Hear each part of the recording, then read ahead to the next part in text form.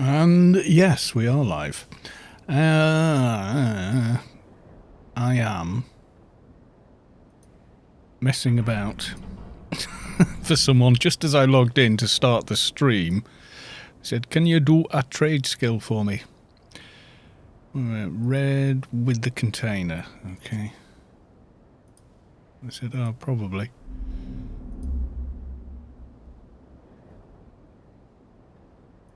Okay. So that's one, I think. One of those. One of those. I'm not a trade skiller, by the way. Okay, we got two of those. Hate not being able to do stuff from bags. It takes like 5 extra clicks to get anything done or more.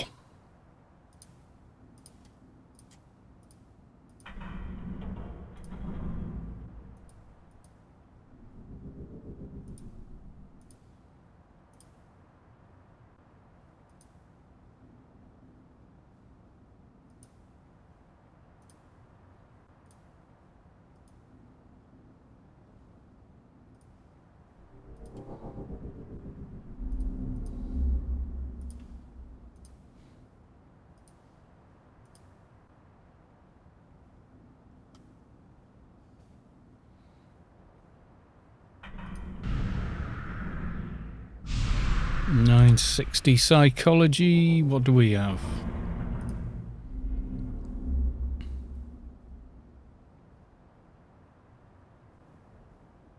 Is that under combat and healing now? Ooh.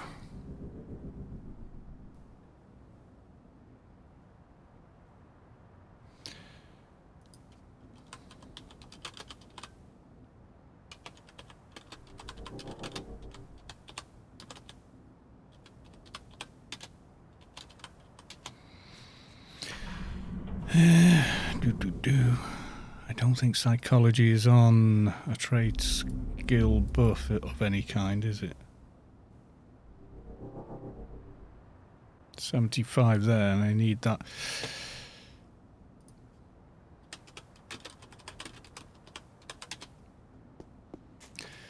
Right. So this stream starts as I would normally be playing the game and just basically running around doing stuff.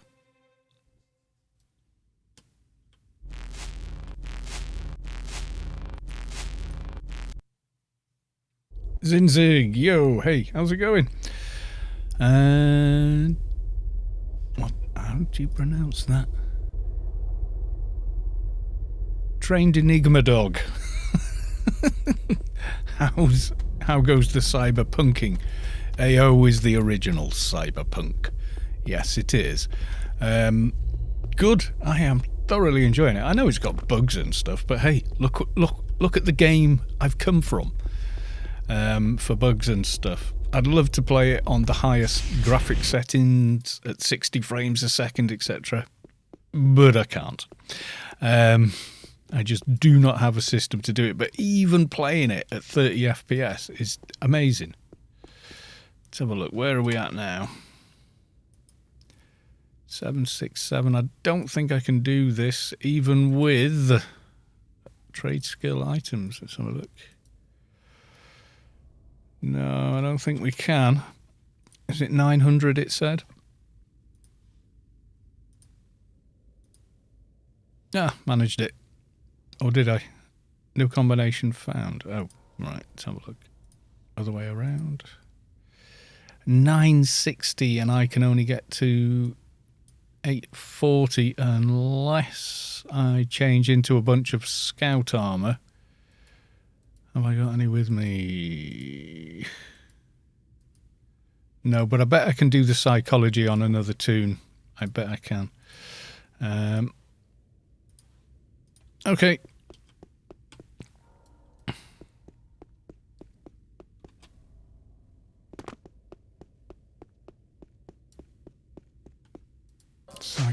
Psychology.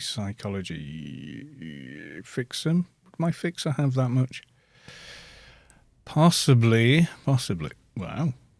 Okay, we got some funky shadows going on. What have I got going on here? Do I have... No, don't have RTX on. I can put RTX on if you like. Where am I going? This way. Yeah, so this... What am I making? Tier armor, yeah, for somebody else.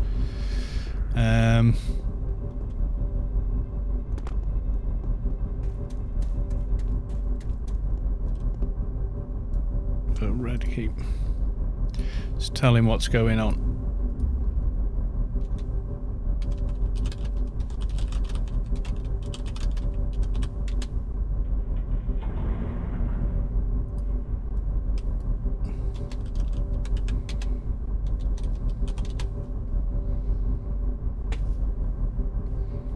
Yeah, I think he's doing another piece of tier armor. He's already got some. I'm thinking shoulder pads, maybe. I wish it wasn't no drop, you know. On my keeper, you know, the daily login. Who or whom. There is a rule. There is a grammatical rule for whom. Ask not for whom the bell tolls is actually correct. I can't remember what the grammatical rule, but there is one. It came about in the 18th century when they were trying to apply mathematics to language. So they said, you know, double negatives, etc., and blah, blah, blah, but there are no double positives and all this sort of thing. To which everyone replied, yeah. Which is a double positive being a negative. But there we are. What the rule is, I don't know, but there is an actual rule for whom or whom, and I only ever think I know, kind of accidentally. Psychology, yeah, she's got 1,000. So we're good, we can build.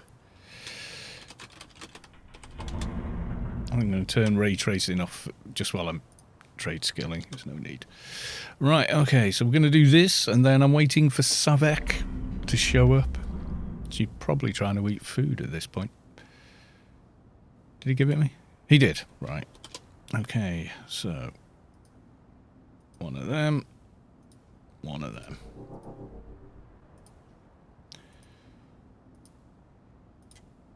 To the way. To the way.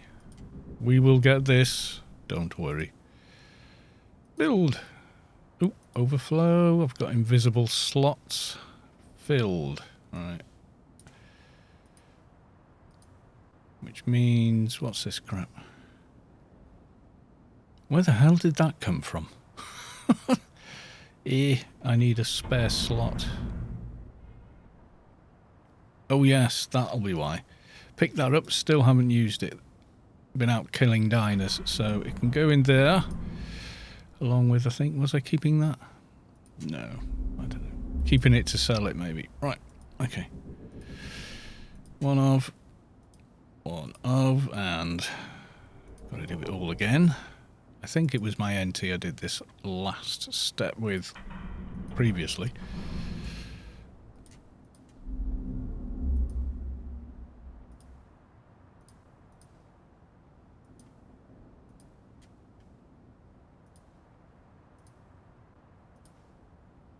So yes, starting the stream with trade skilling. Because just as I logged in, someone asked for help. So there you go.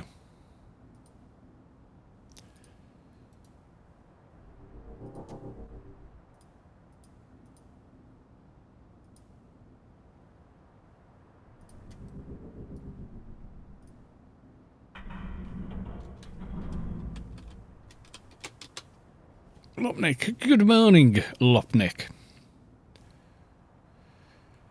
Whom is the last vestige of the accusative case in England? In English, you use it with the preposition or after the verb. Yes, I knew there was some sort of a rule to it, but yeah. Ask not for whom the bell tolls, I think is how it's written, but yeah.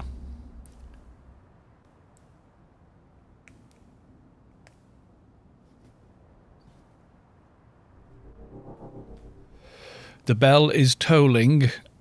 Ask not for whom, is what you're saying, yes. Although a lot of Old English sounds as though somebody is Yoda. Wise Guy FSB, hello peoples, hello. Has I got a Savick yet? No. Starkness has turned up, which is nice. I don't know what's happened with Savick. Might be busy, might be eating, as should I, but I'm not. While we wait for the gang to arrive, what should we do? Oh, seeing as I've now logged my NT. I will send you a gift for this favour. No. Doing a bit of clicky click. Metallica was right about For Whom the Bell Tolls. It's an old English saying. They rang the bell before hanging or whatever. In fact, going back way before then, it was to do with the pagan sacrifices. Ask not for whom the bell tolls, for it tolls for thee. Which is like proper a long time ago. So you said like for whom is correct. You could also say to whom or with whom. Yeah, that's it. Because it's not Doctor Whom, is it? It's Doctor Who. Have we got... No, we don't.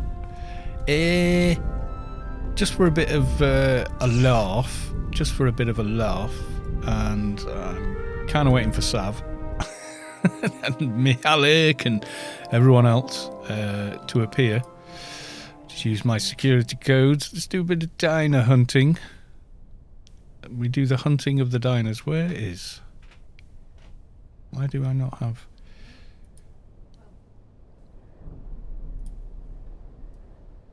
Right. I'm still after the final. No, I don't have on my keeper. And it's diner loot for whatever reason. Why anyone decided that it should be diner loot, I don't know. There we go. They only need a level 200-ish mobs, etc. I've done NT for a little while. There we go.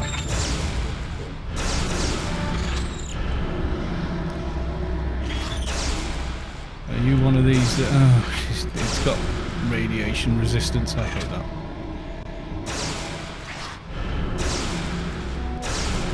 Or has it?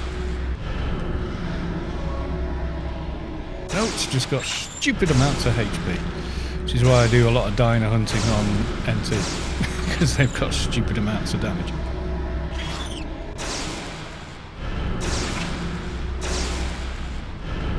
What raids are we planning? Well, I don't know, and I don't mind. Could do anything really. There's a few people want to do Eumenides, but I think the problem with doing Eumenides, it's just like a casual. It's like a bit of a brag that you've beaten him, because he doesn't actually drop anything as good as a bunch of other mobs do. So they could do the subway. So somebody on Discord said they still hadn't got very far in Temple of the Three Winds, the high one. We could maybe do that. Robbers Keep, I never kill Ian. Yeah, it doesn't drop anything that the others don't. And he is way harder to kill than the others with the proximity. I mean, you can get rid of the plague rot or whatever it is, the green cloud of death that stacks with other players in vicinity to you. On Abbey, because you can just snare the bloody mobs that have it, whereas Eumenides seems to have it for himself, so you can't avoid it, and it is an absolute nightmare. I think we spent like 3 hours on stream trying to deal with him. Lots of suggestions in chat and a lot of experienced people sort of suggesting things as well, so yeah, it was a bit of a weird one. Sky Cannon UK, good evening, how are you? Welcome to the stream. So yeah, normally we do a Sunday stream, and I thought that would be nice because that's a thing. But I had spent most of the day helping in-laws out with a new PC and transferring files back and forth, and basically just dealing with old people. Yes, I use those words, who are not computer literate. trying to get everything up and running exactly the way they had it. Savik has arrived. Dun dun dun. So yes, it wasn't stressful or whatever, but I got back late, hadn't eaten, was not in the best mood in the world, not in the mood to stream, to be honest. So yeah, okay. Not off this mob today. I thought I had... Is it up there and I just... Oh, it is there. There we go. Next diner, please. What would you fancy this evening, Savik? I was thinking maybe doing the temple, because I've seen... and he's always on Discord as well. What's his name? Orkanina or something? He's got a green icon. You know who I mean? He's got like a double barrel name. I don't even think he's online at the moment, but yeah. And he said, "Oh, finally got Pride of the Zan." And I went, "Isn't the Obsidian Desolator slightly better?" And he said, "Yeah, but I've never got in that far down the temple, so..." I was a bit late because I was listening to the PM's lockdown announcement. Yeah, we're kind of waiting there. Can you still get the bike you're using? I don't know. I got this. You do get face font vehicles on the login rewards, but I got this from... I'll show you now. You know, on the store? You can buy them there as well. But if I go to claim items, these are all the free items. It's one of the... There you go. Spectre, Banshee. So these are all the stuff I can do. So I've got that many. Yeah, it's free for me because I've bought it before, maybe? I don't know. So, yeah. Is this other diner up? He is. I claim you for the kingdom of sick of killing these things.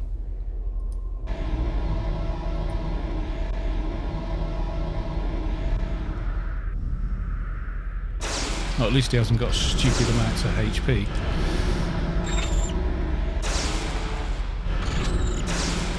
A free portable GMI.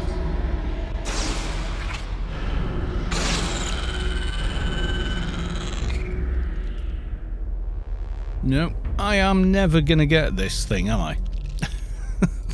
I'm never getting this nano. So we're thinking the free phase ones were from extended sub offer, so, you know, sub for 1 year. Yeah, it could have been that. I forget, because this is the problem with playing as long as I have. I forget stuff I've done previously. You know, so it happens. Do one more diner. The nano, it's the... I can't think of the name. It's an evade nano for Keeper. So it doesn't... It's not... It was just, you know, one of those things that irks you because you don't have it. Elude pain. Yeah, I don't have it. And I don't need it. It's not that big a deal on the Keeper. The Keeper's pretty defensive and tanky anyway. But I haven't got it. And it bugs me that I haven't got it. And I refuse to pay monies for it. And I know it drops in PW from level 200 diners.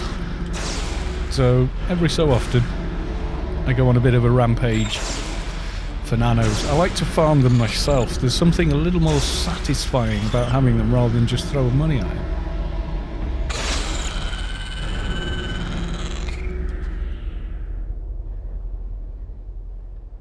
Play Bale. I don't know that one. I'll take it. Frenzy of again. 193. Lava protection. Liquid protection. It's an interesting one. I haven't seen many of those. Augmented deflector shield. There's a Lobie 165 down there. I'll give him a quick zap, and then we'll get stuck in. There's Starkness, who said, "Oh, I can't come on these streams unless it's Sunday." You lie. Here you are on a Monday. Yeah, it clashes Sunday, as I was saying before I went off at some random tangent. What the hell? Oh, it's part of this one, yeah. I just saw that in isolation and thought, I don't remember seeing that. Yeah, Sunday clashes with... What's it called? Is it still Hodor? One of them, anyway. One of the bigger raids, like public raid things. And you got Frenzy of Fur.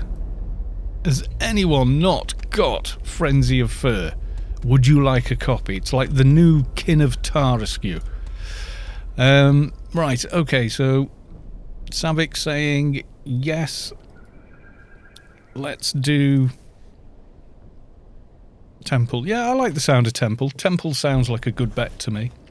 How are the levels and everything else? Because obviously I messed around with a bunch of settings last time. About to leave and walk around and fix stuff. It all sounds okay, not too loud, not too quiet, good balance, etc. It's it when you always stream Anarchy online. It's fine, but then when you switch games, you've got to be a bit more aware of, ooh, have I changed X, Y, or Z, you know? So, yeah. Do I want to put this in my NT?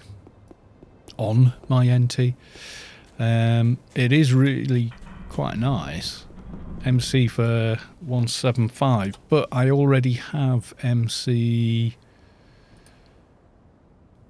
Yeah, I'm already just over the 3k, and that's with Scout's armour and Yakumo's helmet, etc.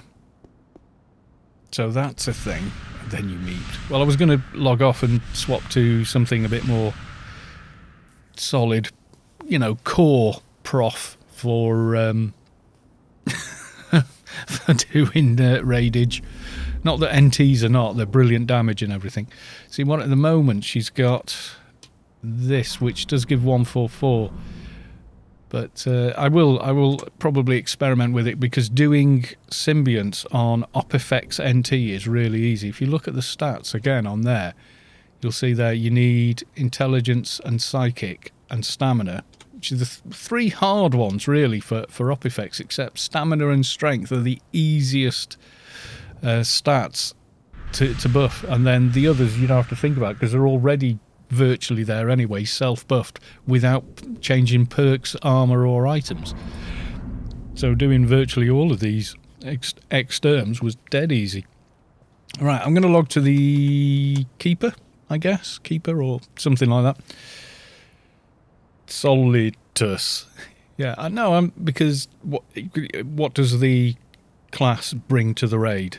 So with a Solitus Keeper, they bring, the defense, the reflex, the blocker, well, not reflex, but blockers and such. So you should bring one of those and healing auras and stuff, which it all adds up to desirable in a raid. You know what I mean? Especially with double endgame with double blockers. Watchward blocks 2 hits. If you've got an Engi, you've got block 2 hits, block special hits. So, yeah.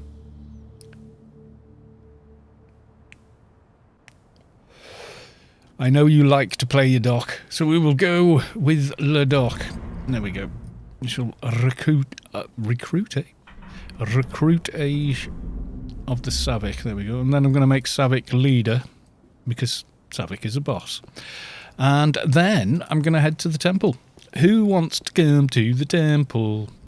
Yeah, what's the guy on Discord called, Sav? Like I've never tried to say it out loud, like Orchanina, sort of something like that. Orctoria. I think I'm going to have to ask them how the hell to pronounce their name. Do you know, there's a lot of that in Anarchy, for sure, where... What's this now? Colossus. Oh, that was a login jobby. There's a lot of people we probably know in-game, and we've known for a very long time, but we've never actually said their names out loud, or tried to. So we've no idea how it really sounds, but have like a mental thing in our own mind of how it should sound. So anyway, yes, the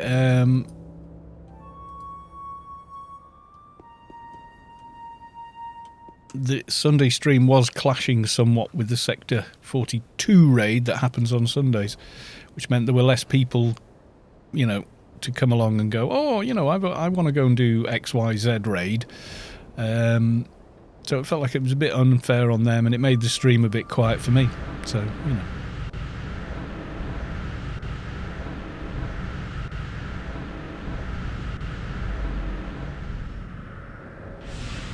Yeah, Hodor and Alliance do Sector 42.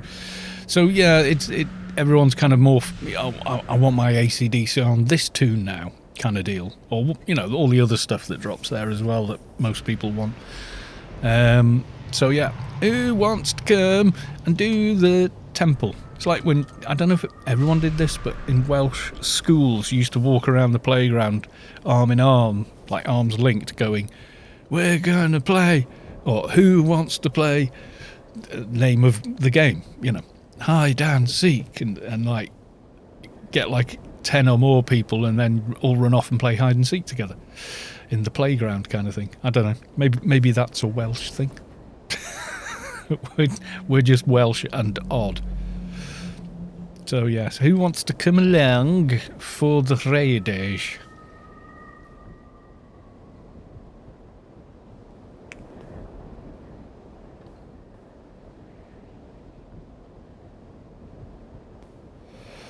Wise guy, I've never done the new temple. I doubt I need anything from there, but what profs do you need? Anything you would like to bring, really. And bring Krat's always good. Soldier's excellent. Engi is good. You know, there isn't a bad one, really. Yeah, upgraded Might of the Revenant. But yeah, so basically not a dock or keeper, because we've already got that. If you know what I mean. So yeah.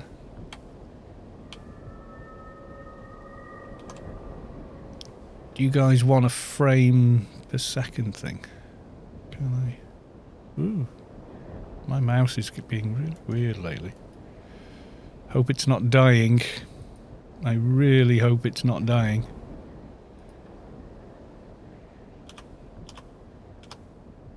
There you go. A nice readable FPS. Can you guys read that? Is that getting sent to the stream? No, it's bloody not. And yet, neither's that. Or is it? No, you know what? Never mind.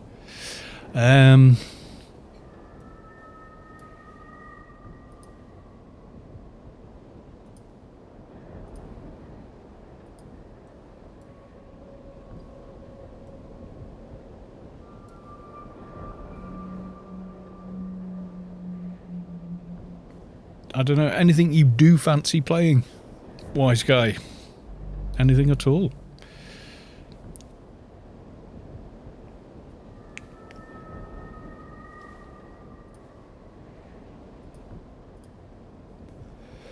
I'm trying to see if that guy, is he even online, I wonder. I'd like to get him that weapon.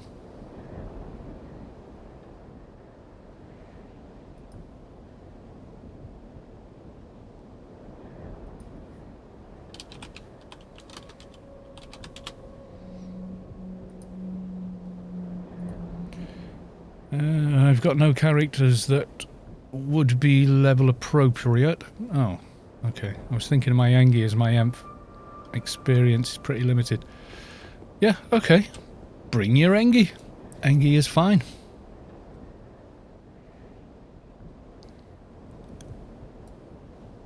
Now I can put ray tracing on. for your viewing pleasure and what have you. Well, all the way down to the boss, the final boss we did with me off-tanking the ads, and Mihalik tanked him on his soldier, but he's very good at tanking on a soldier. I think he's got that particular build and skill set to be able to do it, so...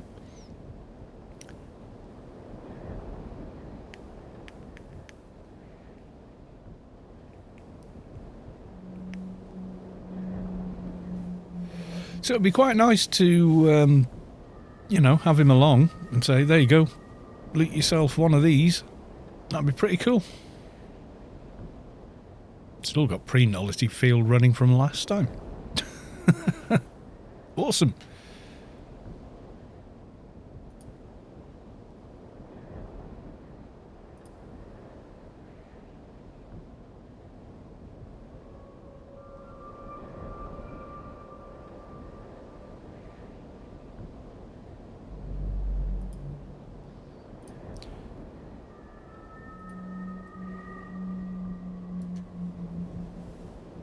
Oh, that's a point. Yeah, did he want the sword on 2019? I've got nothing that level on 2019. Highest tune I have on 2019 is my level 100 shade there. And literally that's it. Sorry to say, but yeah.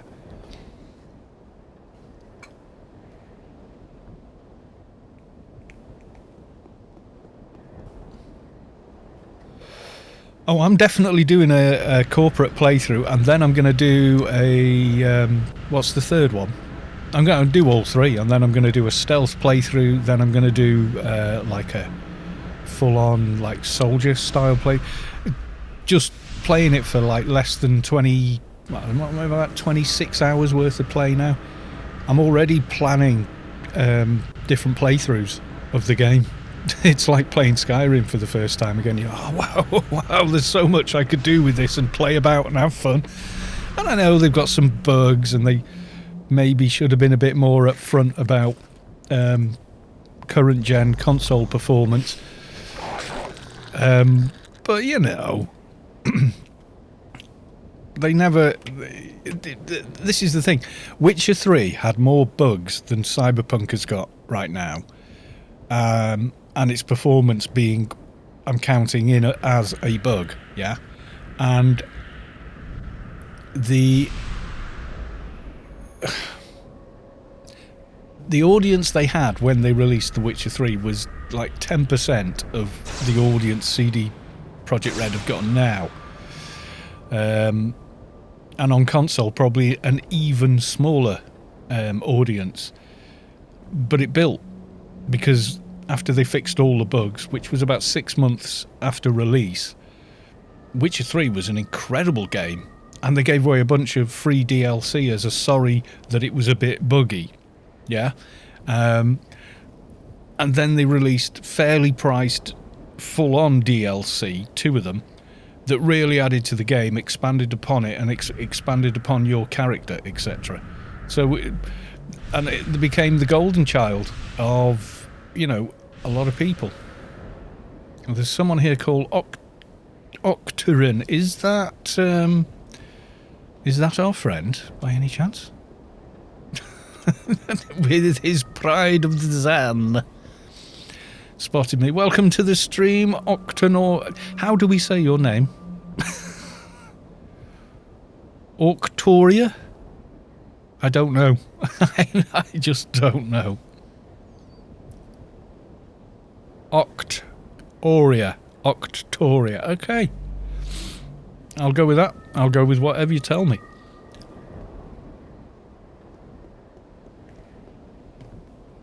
Yeah, the nano I was looking for is the one after Quicken Reflexes, and it's diner only. It really annoys me. Why can't it be in the Pandemonium nano shop or something like that, you know?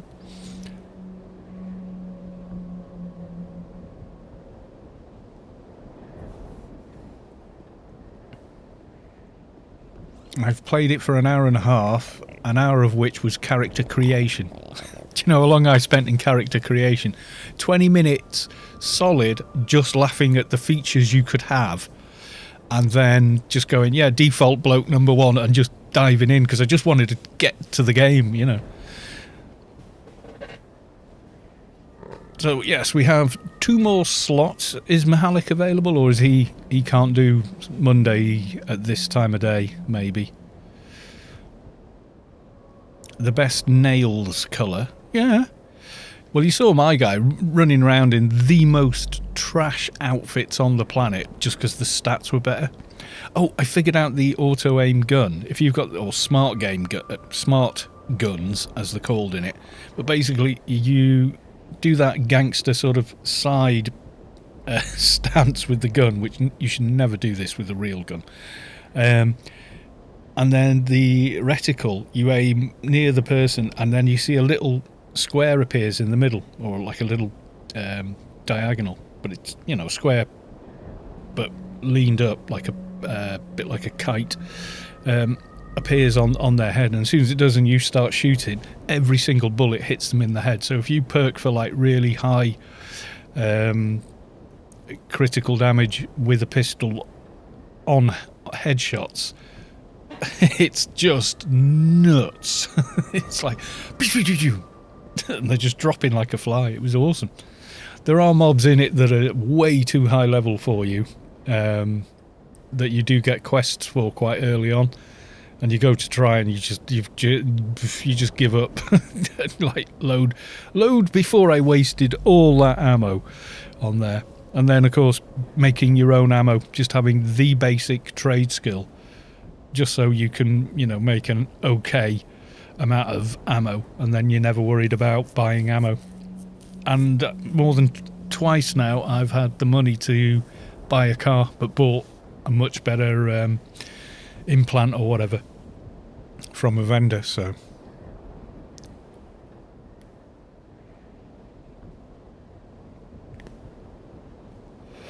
have we lost people? Are people relogging? Or crashing even? Unknown. Let's have a look. Oh, yes, with the blue. I notice you've cleverly cut off the picture just before. How many blokes clicked on that and tried to scroll just a little further down? Oh my god, look at the detail. You can even see the veins in her hand. Wow. Yeah, she looks really good. She looks very cool. Kind of scary, but very cool.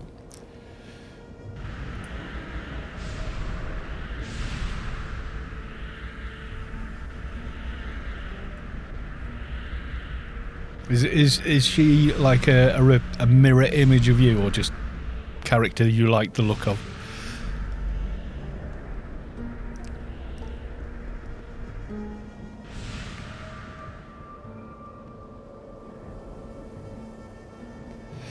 Yeah, mirror image.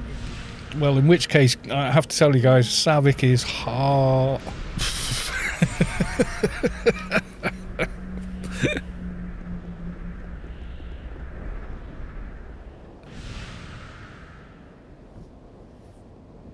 I don't think I could make a face that looks like mine. It would probably break something. Definitely. I look like an old Viking or something these days, with the beard especially. And the short hair. I think if I shaved my head and got some head tattoos in some Gaelic and whatever on there. Look, a proper older version of Ragnar. Just before he dies in the snake pit. That's not a spoiler, the show came out in 2013.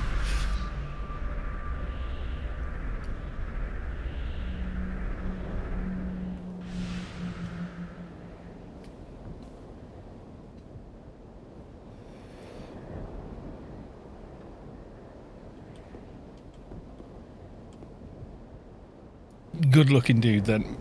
Well, you've seen what I look like. Good looking's not the word I would use. There were Gaelic speaking Vikings. I'm sure there were. Sure, they were. They got out and about across the globe a damn sight further than a lot of us are led to believe. Didn't they find Viking remains and such in Australia as well? They reckon they didn't sail directly there. You know, they kind of sailed somewhere, travelled across a continent, sailed a bit further, you know, like that. It's based on a 1,000-year-old story. I'm not sure that counts. Yeah, I might rewatch the first season, because to me the first season was like my favourite. Like you know, some origin stories are just so good. They're just fun to watch, you know.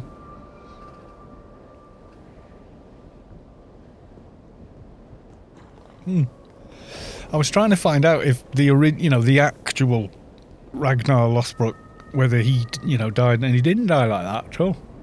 He buggered off. Did he go to Finland, Denmark, and just became an old, very rich man?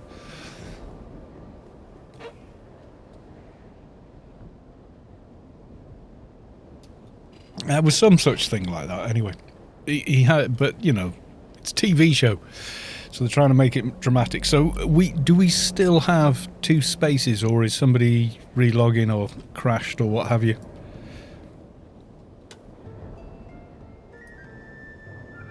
There you go.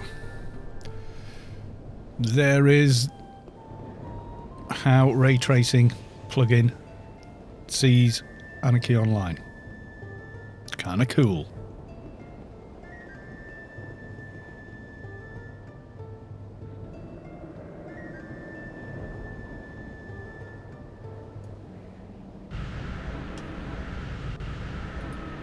Got to get at least one of those in. Yeah, they discovered, I mean, it's feasible. It is feasible.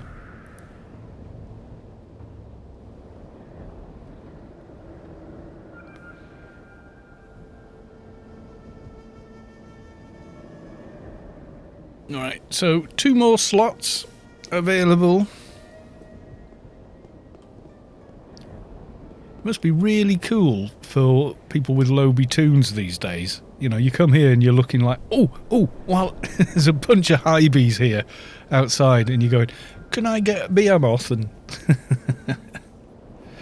been some settlements found in eastern Canada, believed to be Danish, Norwegian Vikings wanting to have a go at the new land. Yeah. I know there's definitely evidence of Vikings in America. And what a lot, compared to trying to farm up a mountain in Norway, it's a damn sight easier to plant crops and stuff in the grasslands, etc. of America. So it's pretty cool.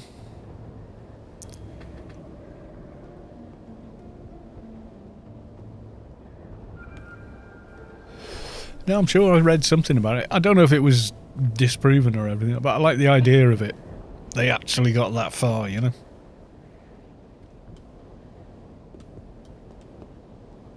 So it has 2 more slots available, and then we can all get started. I mean, we can start without a full team, I guess.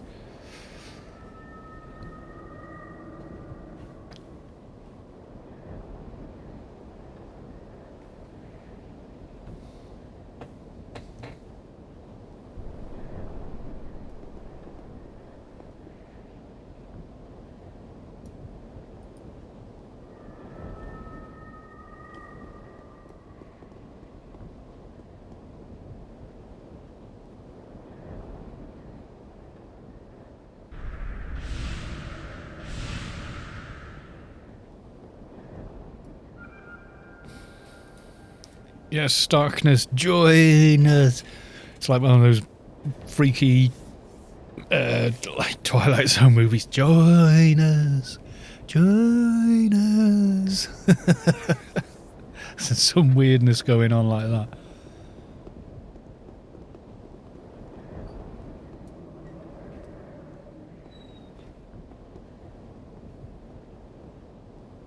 Some say Viking is an old Nordic word for pirate. Yeah, could be. Could be they behaved like pirates. going raiding on ships and everything. Lochiness. Hi all. Hello, Lochiness. Welcome to the stream. Would you like to participate in the stream? We are going to the Temple of the Three Winds, High B, the high level version.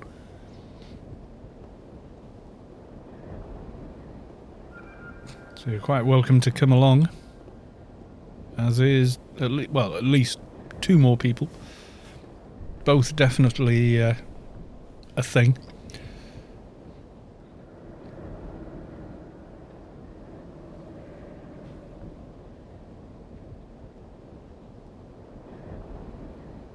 I had some new followers while I've been not on stream, so yeah, I don't know if they've turned up.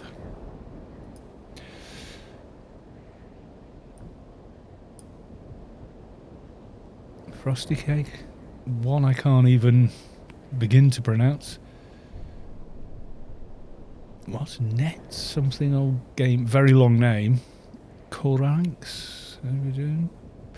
Quite a few. Anyway, if you're here, thank you.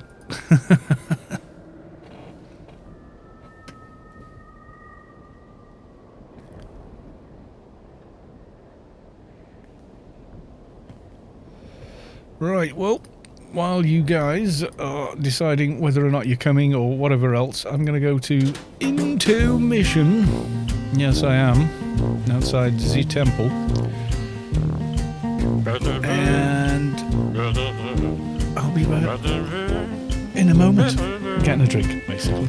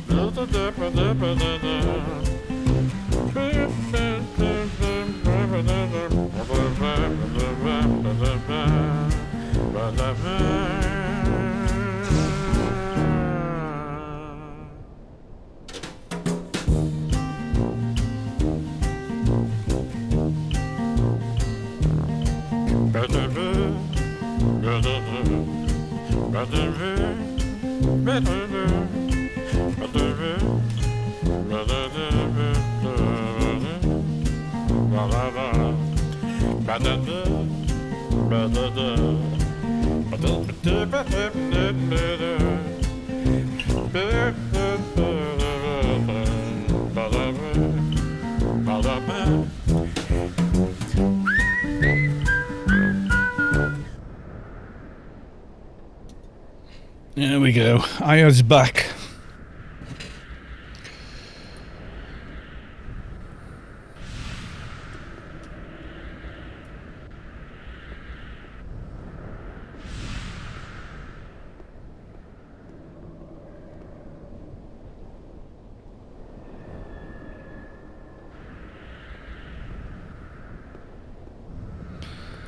Oh, did we have a spammer, did we? Do seem to get them still.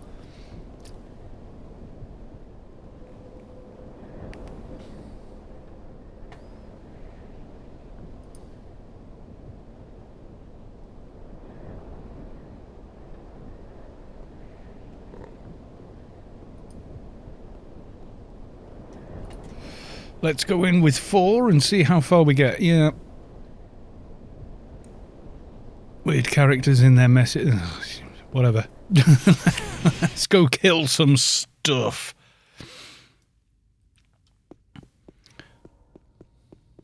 Right, we're going to just charge up to the front. Or work our way there. I prefer charging up the front and just... Oh, someone's AFK. All right, we're going to have to hang on a sec. Oh, no, they're here. They're here, I think.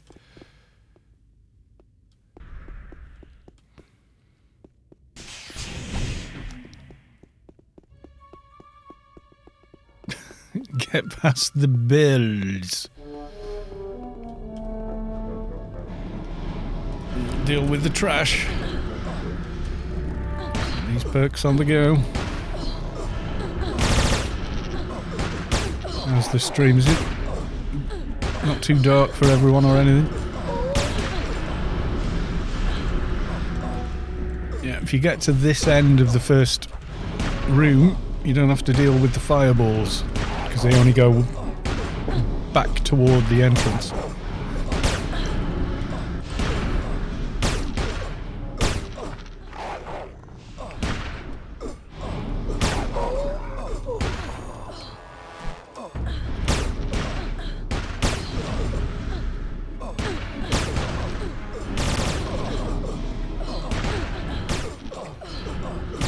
Not sure if the Halleck is going to show up later or what's occurring there, but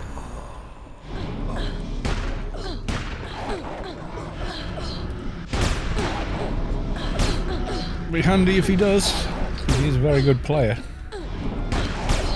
Basically all his tunes are good. He's good. He's better than me at playing them. At least most of them. This thing, I think it's been healing or something.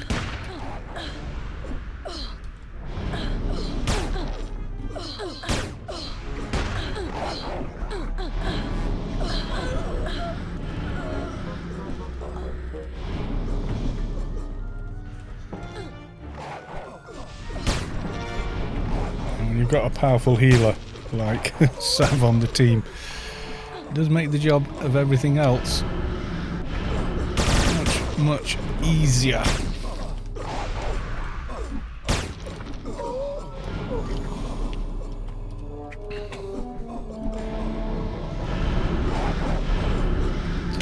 The only trouble I found with this guy with pets was if you weren't careful, your pets would end up being too close to that cauldron, and when these big balls of doom and fire spawn, they are spherical and they would just touch the top of the bloody chicken pet and they'd be like, no, leave my bloody pet alone. And you just wipe them out.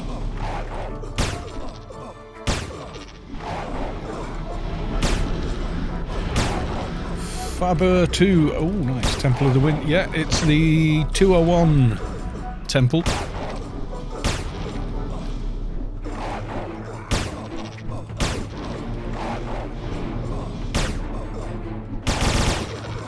You logged your crap already? Well, if you want, hit LFT and put something over here like Kalos or whatever, and Sav will invite you.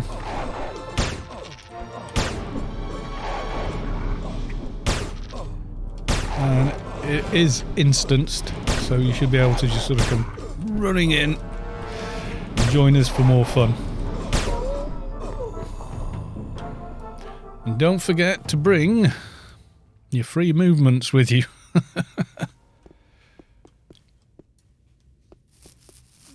Yeah, you know how to run. Just run in and just ignore the bloody great balls of fire. Just ignore those.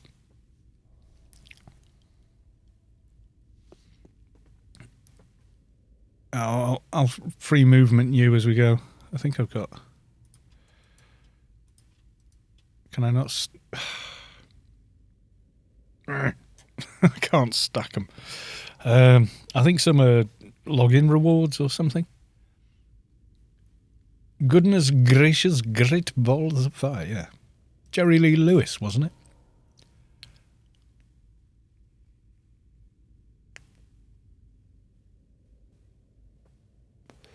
You shake my nerves and you rattle my brains.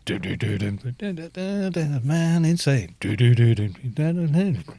I can't remember the lyrics. Goodness gracious, great balls of fire. Brilliant stuff.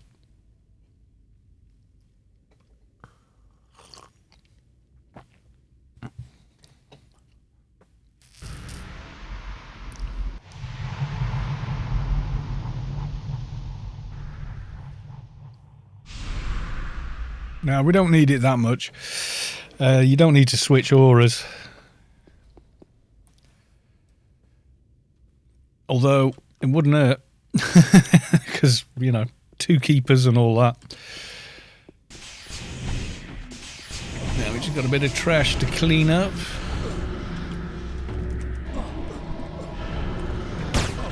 Or we can use the porthole. Isn't he the one that married his first cousin? Yes, yes. A few movies being made about him, but yes. And documentaries, but yes, apparently he did marry his first cousin. Not illegal, but not great for the gene pool. Just saying. You do risk various diseases and conditions, etc., doing stuff like that. Best not to, usually. Jerry Lee Lewis. I don't know how... he had quite a few wives, I think. Can't remember. And one of whom was his young cousin. There you go. Never said he was a saint. Oh man, he could play a piano. Yeah, mostly I just enjoy his music.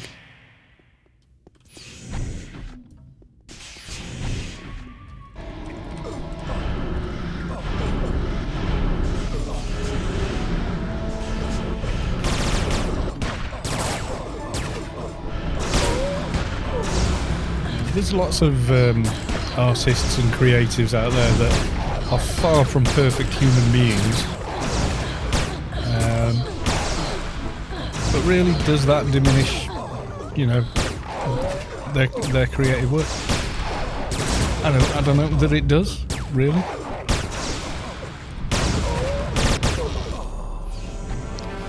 Left or right, folks? Got to make our way down one. Okay, we're going left, and we got to kill our way down. And the reverends, etc.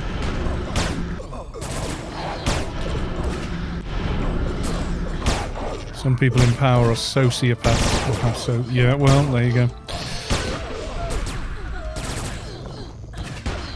Yeah, you shouldn't put creatives up on a pedestal. That's the problem. You put them on this pedestal, and then they turn out to be someone who's a frail human like everyone else is, and somehow they're demonized for it, for just being having the same failings as a lot of regular people.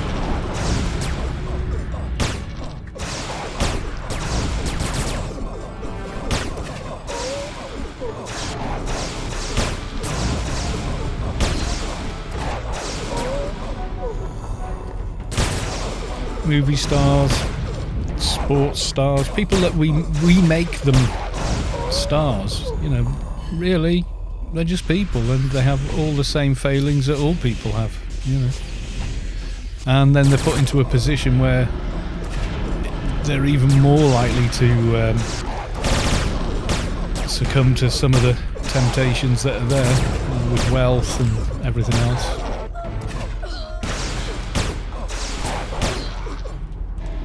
Usually artists of great works are terrible people. They're tortured people.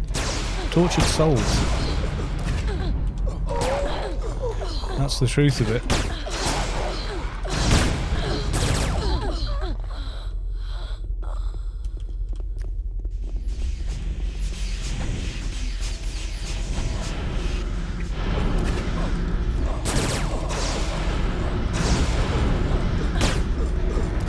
Yeah, they still got to, you know, it's not like their poop don't stink too.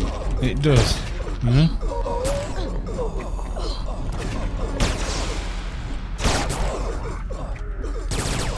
That does happen, yeah. I mean, people's egos get away from them.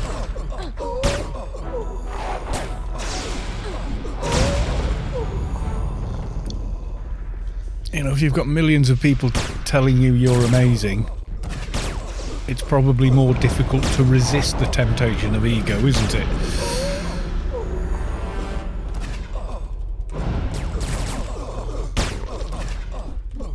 Yeah, Picasso was certainly a flawed human being. Picasso made I can't pronounce that. Garancia, one of the most powerful paintings of all time. Picasso also abused women. Well, this is it, yeah. He's a flawed human being.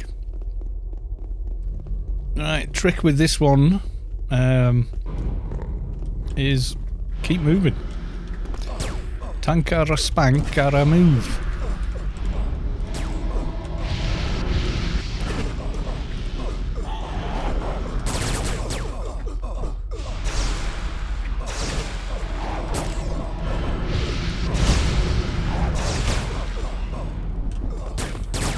And just remember that you're on a 220, or, you know, you're on a high level tomb, so yes, you can like jump exceptionally high, etc. Not like you are when you're usually in here on a up to level 60. And the trick is just keep moving. I haven't seen the Hollywood May in the last 2-3 years. Last one I can remember was the Predator movie. That wasn't bad. It wasn't brilliant, but it was okay. There were some interesting characters in it. The problem you've got now is corporate Hollywood.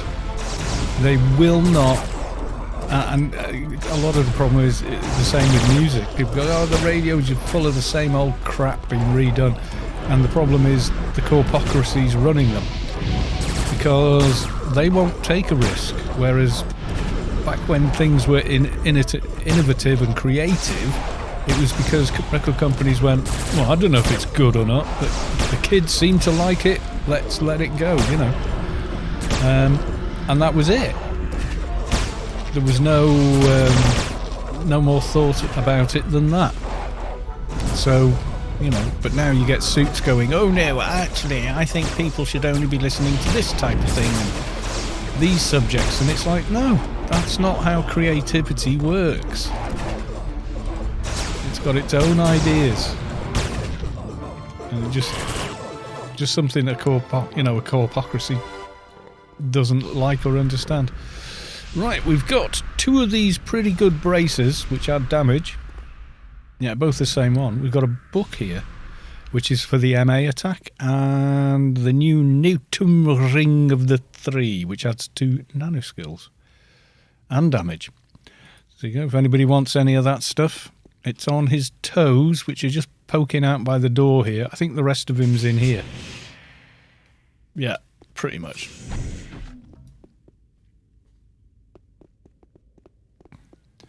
Yeah, there's very little that's now done that's new. That's the problem. Are we going to start heading down towards Le Boss? Try and get our friend his Stilgen Desecrator. And we still have one more spot as well. Yes. Are we going to go down here as well? Okay. Yeah, once you've killed the gatekeeper there, 3 new portholes open up for you to go down. Well, it's regurgitating. They go, oh, I mean, DC tried to do it, didn't they? They went, oh, well, Marvel have been very successful.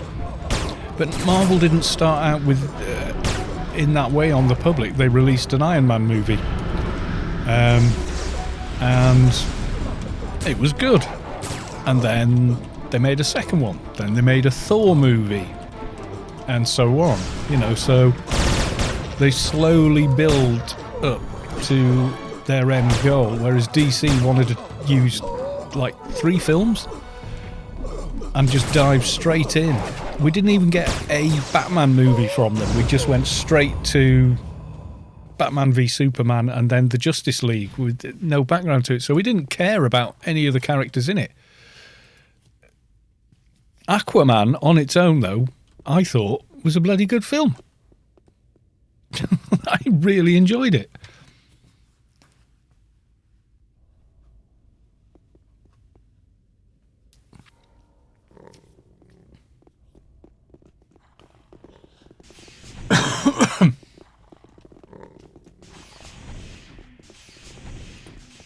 Zoom in and then it will permanently say Savik's map of Rubicar at everybody.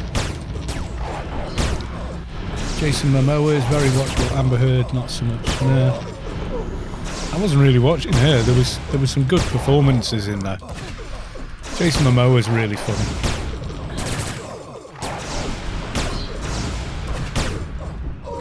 Oh, someone's ding-ed. You feel the core of your being shift as the source makes room for a divine presence. What the hell? Kizuali has reached enlightenment. If that's how you pronounce your name, congrats. I'm not sure that I have gotten that correct, however.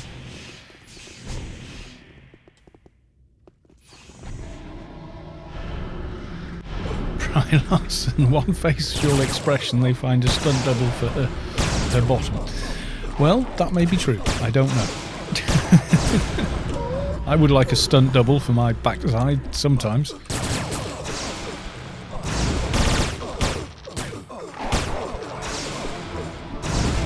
Close enough. Oh, is that you? Oh, well, congrats, my dude.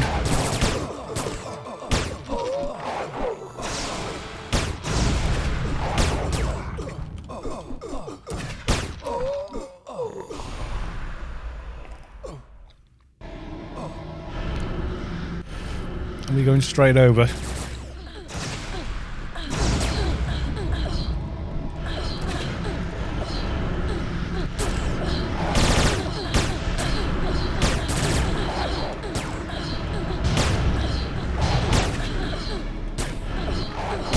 Is he mind controlling?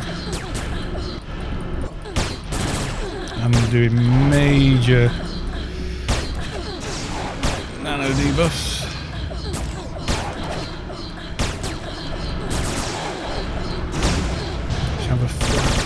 People in China was complaining about it and suddenly decided to do something about it. Okay. I'm not sure who that is. Not sure. I would have to look it up. So she had a stunt double backside. Okay.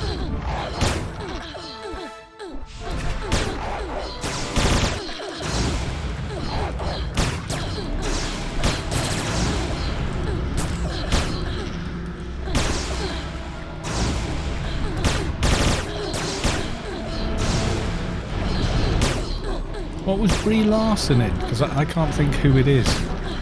Paulicus, welcome to the stream.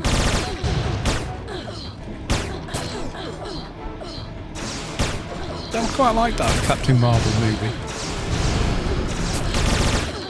But the thing was, she was so powerful that basically she didn't need any of the other Avengers, you know. It's kind of the Superman dilemma, isn't it? He's so powerful, does he really need the Justice League? You know, so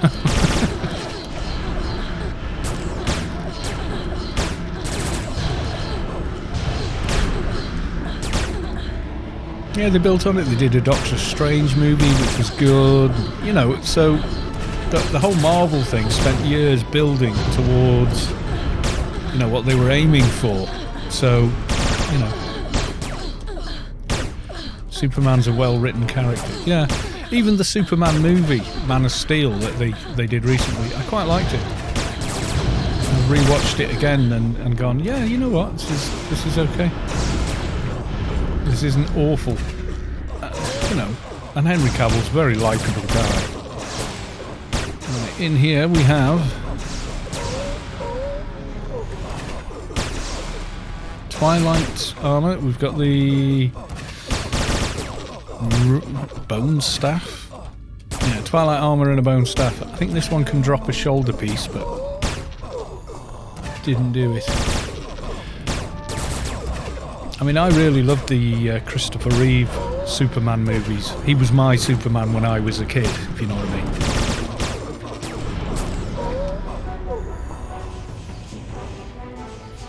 And to be fair, the first two movies, pretty good. I mean, third one, kind of okay. It had Richard Pryor in it, and a really like muted version of Richard Pryor. No swearing, etc.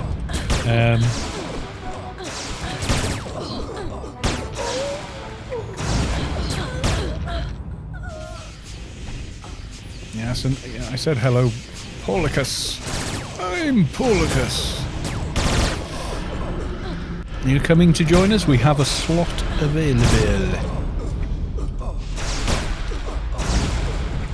3 wasn't too bad. 4, the quest for peace was, yeah, by which point I just thought, I think I was a teenager by then, and just thought it was awful. I just thought it was terrible. They made a clone from one of Superman's hairs, and then that clone goes to sleep whenever he's in shadow or it's dark. And I was like, what? This is stupid. Oh, you're getting your son to sleep, so you're watching on the phone. Oh, no problem, dude.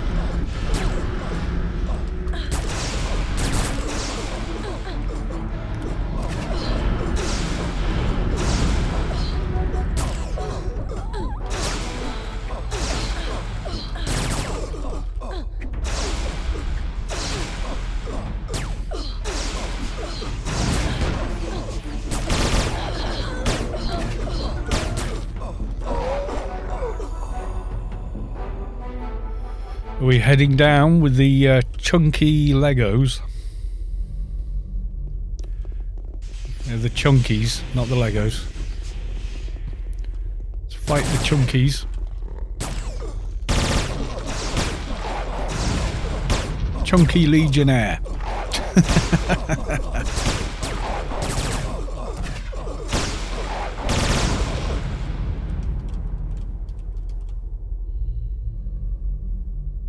With reflects and stuff. I am kind of looking forward to the new Doom movie. I think that could be quite interesting.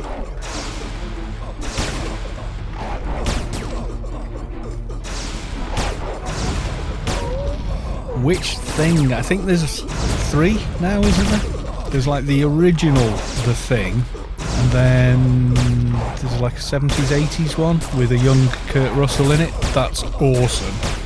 And then there's been a new one since, which honestly I haven't seen, because I'm kind of like, you know what, I really like the Kurt Russell one and the practical effects. I think when I saw it, I was thinking that I would like to become someone who did that for a living.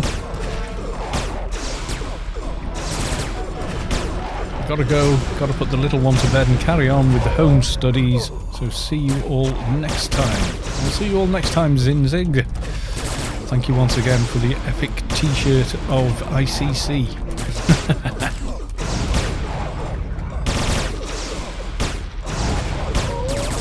I just basically like Kurt Russell.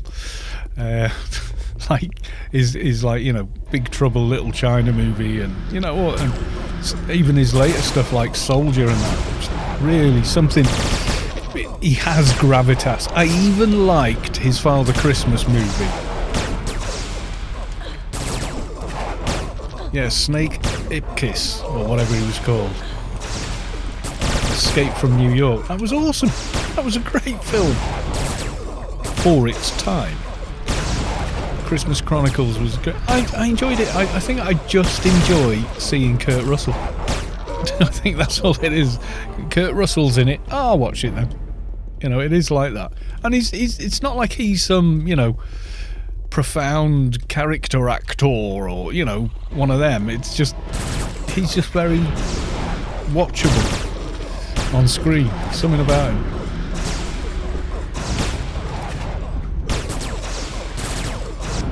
I was even sympathetic to his character in Stargate, the movie. I've got that on Blu-ray, and I still watch it every now and again. Airplanes. Charisma, yeah, Charisma, I guess. The Airplane movies, the very first one, yeah, I think is very funny. Still. And it was groundbreaking in its day, you know. You may forget that, but yeah. Oh, did we lose? Oh no, we have Le Boss. Yes, we do.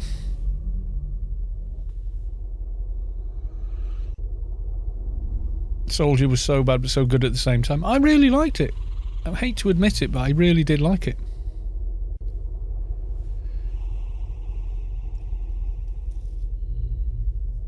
Leslie Nielsen. He is in a movie called Forbidden Planet, which is like a rewrite of The Tempest, but it's still really good. And if you like to smoke, you know who you are. Watch that with the sound up on a good stereo system, because they spent a lot of time and effort, because it's one of the early stereo sound films, doing all sorts with the stereo. It's awesome. That's all I'm gonna say.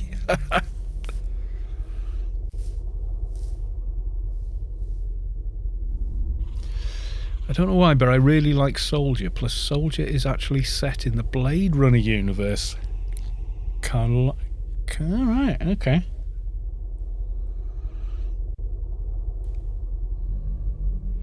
Yeah, well, in Forbidden Planet, number one, it'll take you a couple of minutes to probably recognise him, because he has jet black hair, and obviously he's young, and he's playing the role completely straight.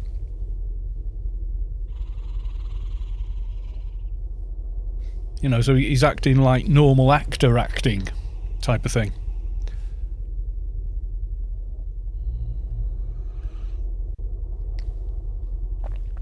Jet black hair, yeah. Same as me. I had jet black hair, jet black beard. But now, in my 50s, white. It's just, my hair's going silver and my beard it's like white, like Geralt of Rivia white. Oh yeah, he was a proper actor. He is a proper actor. He just found... What you find is the best comedic actors are actually really good actors, full stop. Because to do comedy well, you have to be very, very good at acting, essentially. So yeah. Big Trucks, welcome to the stream. Good to see you.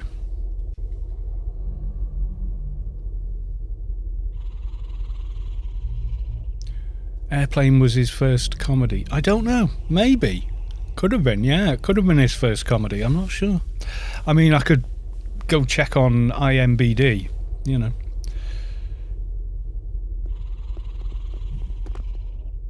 Except Adam Sandler. What? Except Adam can't act. His life depended on it. That's why his comedies are crap as well. I think. Which one's Adam Sandler? There's two guys that are quite similar. One did Night at the Museum. I'm getting stutters on the stream, I think. So let's just We'll do away with ray tracing then. Happy Gilmore. Yeah, nah. Night at the Museum. What's that guy called? He was in Something About Mary as well. Forbidden Planet. It is loosely based on The Tempest, and in science fiction writing, it's on par for its time. But in movies, no, nobody had done that in movies, and it's ridiculed a lot as well. And it shouldn't be. It stands up as a film and a story, you know.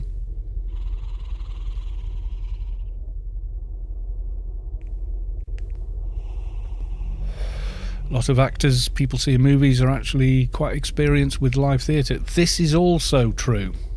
Ben Stiller, that's it. Ben Stiller. Not Jim Carrey. No, I know who Jim Carrey is. Jim Carrey can actually act rather well. He's a pretty good artist as well.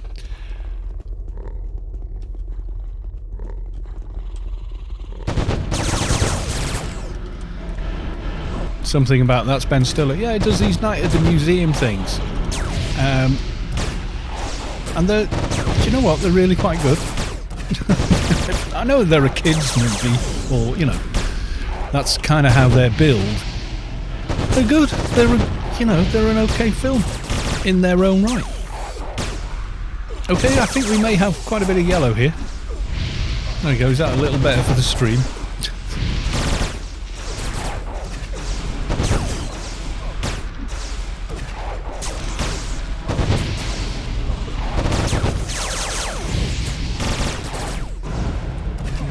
There's a lot of comedic actors who were really, really good and then just vanished. Like Rick Moranis. He was in Little Shop of Horrors, the first Ghostbuster movie, etc. A few other films like that. And Beloved. And then just went, no, I'm going to stop. Like Honey, I Shrunk the Kids, he's the dad in that. You know, and Hollywood went, that worked, do it again. You know, and kept regurgitating it. Tim Curry looks like a total sleaze in person. Got Tim Curry from...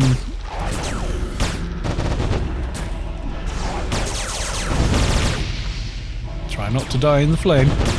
And Tim Curry from Rocky Horror Picture Show and all of those. He deliberately overacts a lot of the time, is what Tim Curry does. But you know what? He's really cool. The clown in it, yeah. In Britain, we kind of know him in a different way. I think because he's British, we're like, no, he's one of us, you know, kind of thing. So we're kind of like, no, he's ours. You can't have him. Yeah, he always plays. He does get cast as a sleaze and a creep, and you know, and all this sort of stuff. But he's very camp. He's very camp in his performance. You know, to let you know that we have a thing in Britain, and I don't think any other country has it, called pantomime. You know, where the whole audience participation thing is very much part of it. It's like old theatre. Where is he? Behind you, and you know, and all this, and it's sort of for kids, and it's like old, totally over the top theatre, yeah. You know, the panto season, you know, and they'll get someone that was on a TV soap for a few years playing something. Right, we got an NCU, Lucid Nightmares. So this one has 90 NCU space and 40 to nano resist. Pretty interesting. Ring of the Coiled Serpent, which gives 20 ACs, except fire. I don't know if it does anything else. Aha, yes it does. Embrace of the Serpent. Rends the target unable to move for a short... So it's like a snare ring. Okay, so there's 2 drops from him before we move on. If anyone wants them... Yeah. I mean, the character of Frankenfurter was pretty much written when it was still a stage play, a sort of musical. But he definitely brought a lot to it in the movie. I don't know if he ever played it on stage as well. Maybe he did. Can't remember. Yes, this is the temple. I think there are respawns.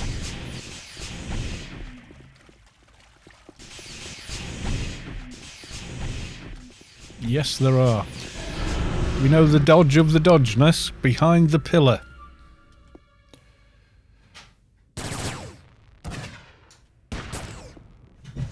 Or just kill them anyway. Starship Troopers is also an awesome movie. It is one of my favourites. It is satirical though. I don't think a lot of people realise it's a commentary on fascism. Some people buy into it as though it's like literally that gung-ho. But the director says, nope, that's not what I intended. But I enjoy it anyway. In the original book, isn't one of the characters actually male? You know, there's like, in the movie, there's the girl he's pining for that is never really going to be with him. And like a friend. And in the book, the friend is male.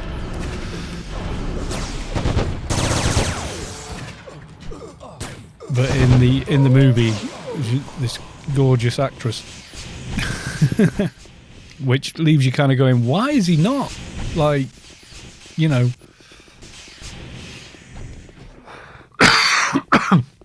Excuse me. Like I mean, I look at the two of them. I go, well, I know which lady I'd sort of be more interested in, kind of thing. I don't know. But in the book, apparently, the other one is a guy. So there we go.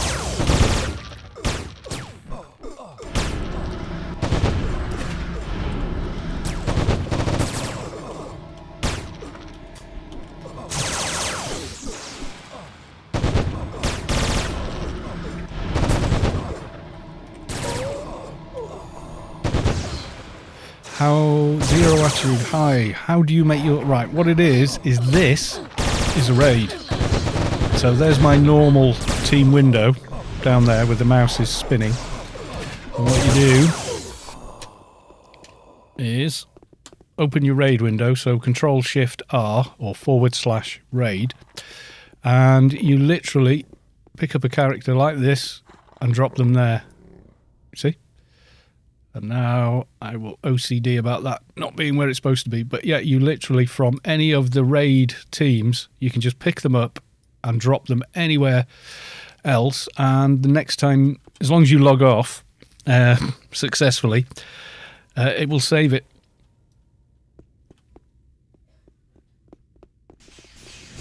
So you could have like one, I've got a whole other one there. So if we were 12 man or you know, more, however many people. I've only gone as far as 12, I think. I haven't gone any further. But yeah, in theory, you could do all of them. All teams, so... plonk them any way you wish. But obviously, the rules concerning auras and heals, all other team buffs actually apply to the team you're in. No matter how you arrange it over here, the team rule applies to this for, you know, auras and such.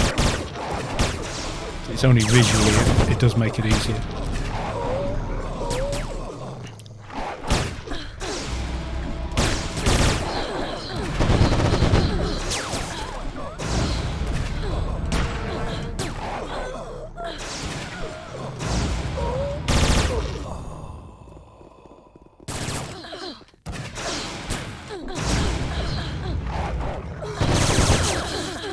There you go, learn along with Kalos stream. Or something.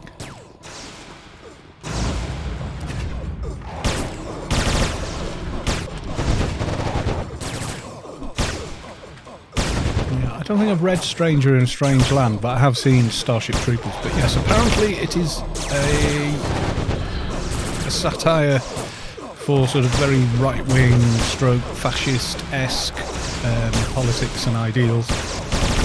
But it turned out to be a really good movie as well. So there you go.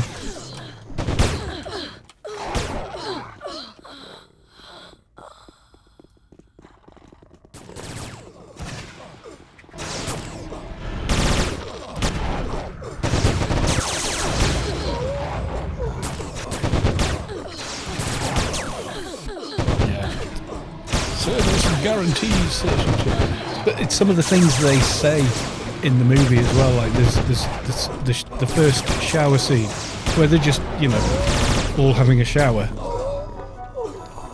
and they're going, "Oh, why did you join up?" And when the girls go, "Oh, I want children," and you've got to be a citizen to get permission to have children. Obviously, she dies because that's how stories are. But yeah, the only reason she's becoming a soldier is so she can have permission to have children. And no one questions it.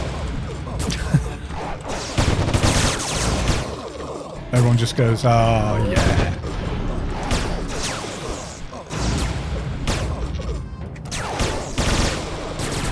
Which is a bit of a plot hole in a way, because neither of his parents have a military background or served in the military, and yet they had him as a child. Maybe they were just rich, I don't know.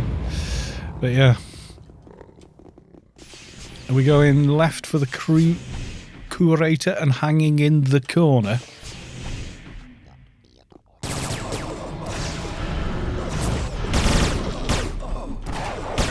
No, it is satire apparently. He didn't love the military. Sorry. He really didn't. I watched a documentary about it with him in it and the director of the movie. So there you go.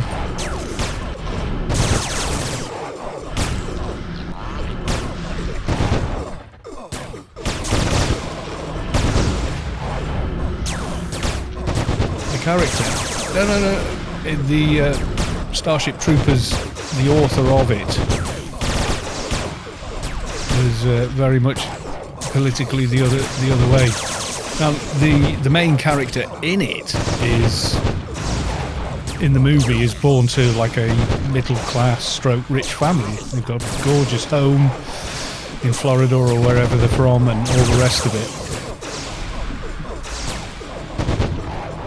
Yeah, he's sort of like the baseball or their version of football in the future. You know, he's the star quarterback or whatever, you know, and then you go to join the army, you're like, well, you're a grunt. Sorry. And then, you know, the brainiac in school is suddenly instantly his superior, because he's in the intelligence bureau straight away. I found it hard to take that character seriously because I had seen him as a he played like a kid doctor in some TV show for years. Let's have a look at wherever he is. Oh, he's down here. So we've got the Bracer again, which is a nice bracer, and Notum Ring of the Three, Psychomod, Sense Imp. As far as I know, anyway. Dougie Hauser, yeah. And then he was really well known in, is it Summit Harris? Nigel Harris? Something like that.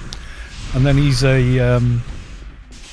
in that long-running show called How I Met Your Mother or something. He's very different character in that. Neil Patrick Harris, that's it. Yeah, he's like married and all that now, and actually nothing like the character he plays, apparently. You don't know, because, you know, even if there's a camera on an actor, are they ever completely themselves? Is the question, are they? You don't know, do you, really? Seems to be, though. What we usually do here, chaps, is someone pulls the mobs out one by one to here, and we fight them here before we go for the tougher stuff at the back.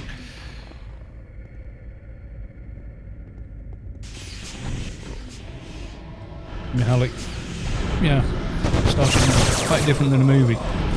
It is. Both actually political commentaries.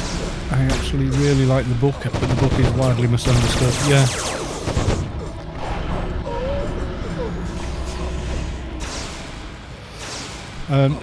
I've seen a lot of people post, oh my god, why do we have so much politics in TV shows and this and that now? We have always had it. It's always been there. It really has. Maybe you were unaware of it as a kid, which is understandable. You were a kid, you know, but it has always been there.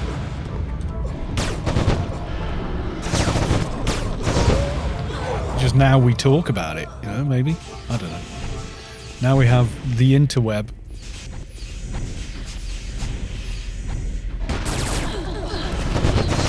So the discussion and ideas about it are more widespread.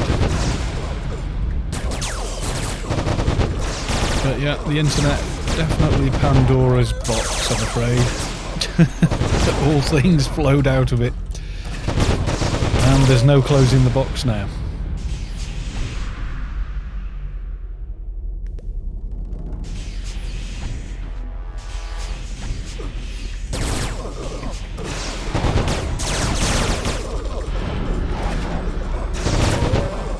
It's a shame, like the wind callers and all the rest of it. I don't think they actually drop much of anything, if at all. Like, if you remember, you could get like when you're in the Lobi Temple of the Three Winds. Oh, maybe. Well, there you go. Windcaller Purified Robe, which isn't terrible armour. I have seen better back armour, but are we inside now? Or... Nope. Then I should have stayed where I was.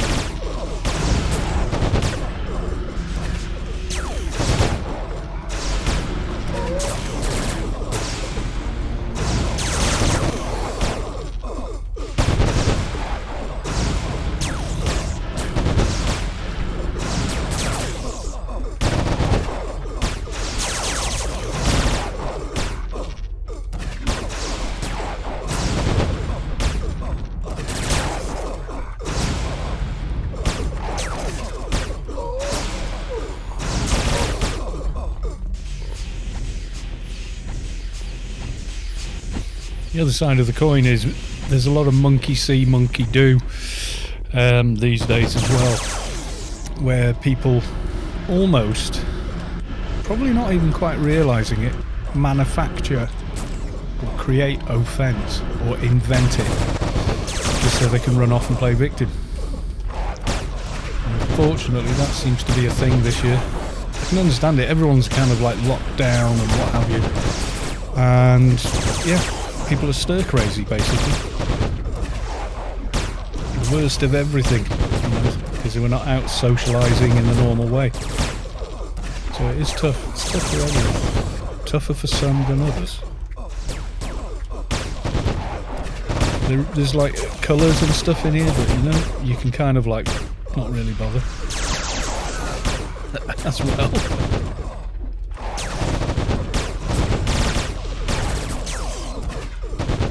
And that's the thing with any creative work, whether it's a book, a film, music, painting, poetry, you know, whatever. You can create it with a certain intent and such, and how people interpret it can be, you know, really quite different. They will see things in it that, you know, were never originally intended.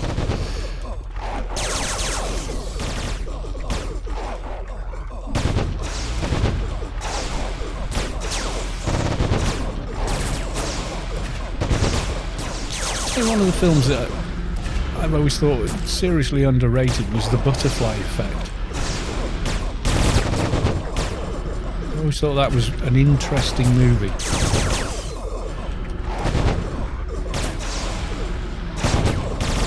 and it's interesting that it has several endings. Even the movie has more than one ending.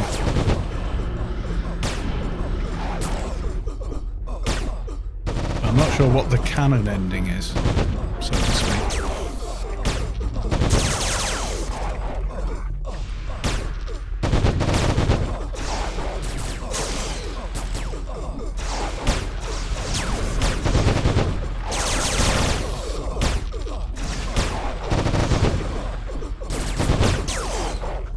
Butterfly effect explain in Evil Eye. Well, yeah, there's the chaos theory, which is its own thing, but the movie, the butterfly effect is quite fascinating in how subtle changes to things have profound effect on everything else from around them. It's an interesting film to see. Right, we have Le Brain of the Matter Creation and lots of other things too. We have Twilight Gloves, we have a Corrupted Soul Mark and Desecrated Flesh, which is quite interesting. Expand, and it does Flesh of the Believer, which is a massive 3k AC boost to all ACs. So 2 of them and Brain. Passing on everything myself.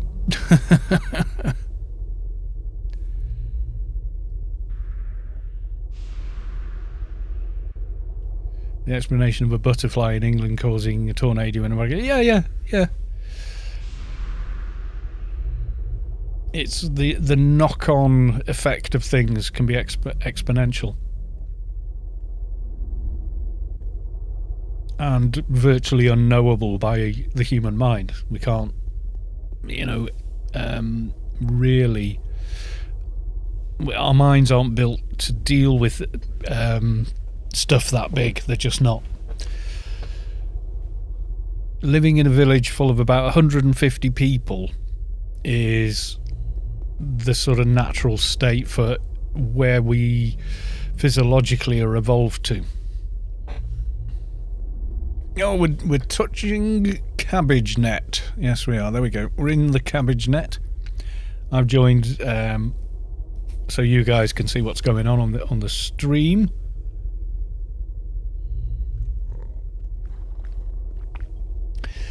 Yeah, it can't. I mean, you can see the mathematics behind it, but you can't then use that mathematics in practice in the same way, as in.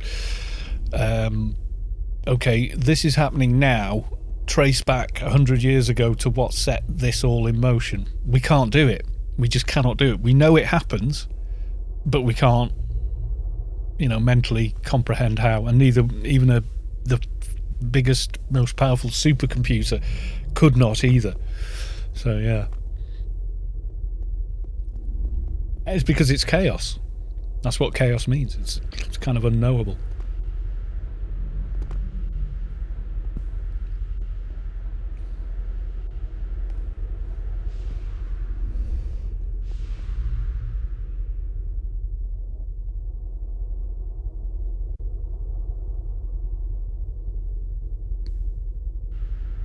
Okay, so we're doing a bit of loot distribution, which is all well and good. Someone's bringing an alt, running them down.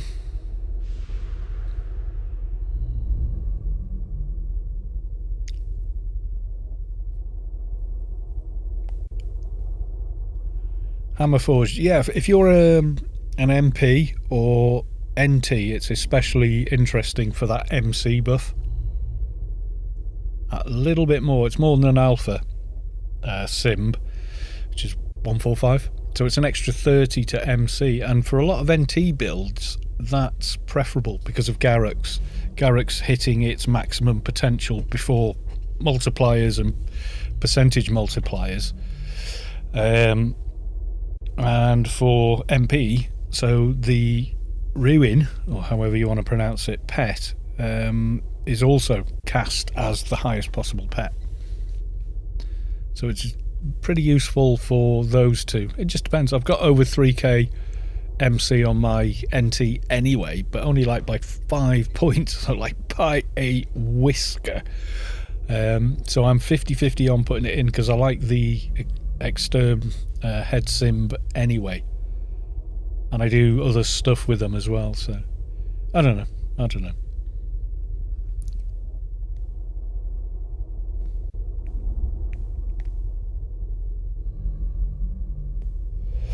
There's a lot of things we don't really notice in movies we watched 20-30 years ago, like Ghostbusters, the original Ghostbusters. There's some very questionable stuff going on at the beginning when you judge it with today's, you put the year two, today's goggles on and look at it. They've all just lost their jobs. Start drinking brandy or similar and decide that one of them's going to get a second mortgage on their parents' home to start a business. And they all get into the idea after drinking from this bottle in a brown paper bag. And you're like, wait, what? But when you watch it as a kid, you're just like, yeah, show them, and it's just full of stuff like that.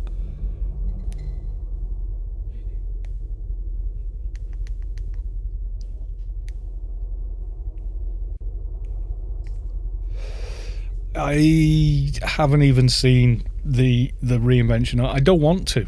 It's like, that was Ghostbusters. Even the trailer literally made me go, no, I don't want to go and see this film.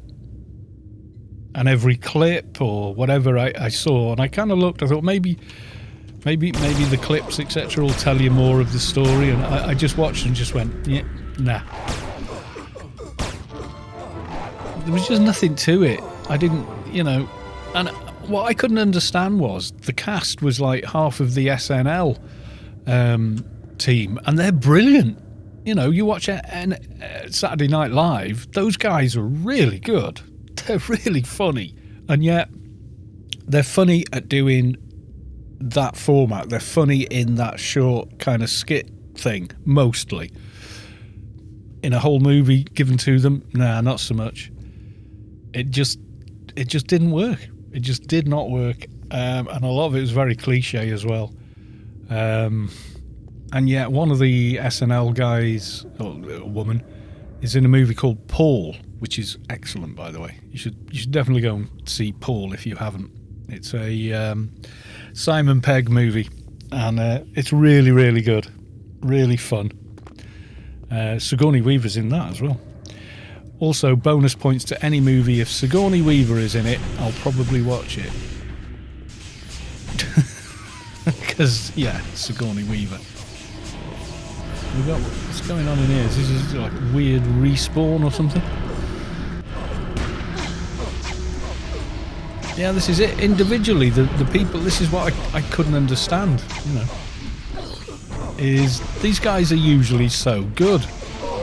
And then they did that. And I just was like, nah.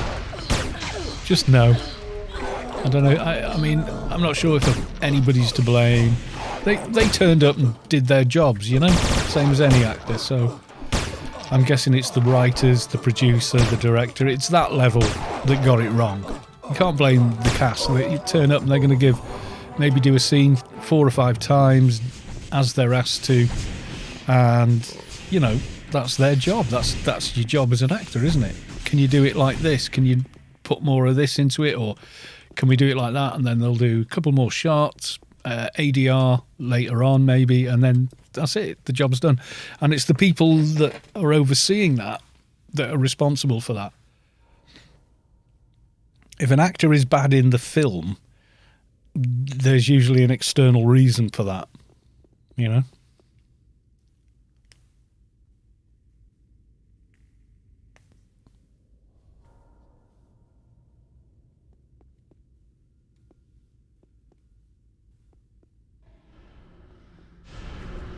James Roffle. I don't know who he is.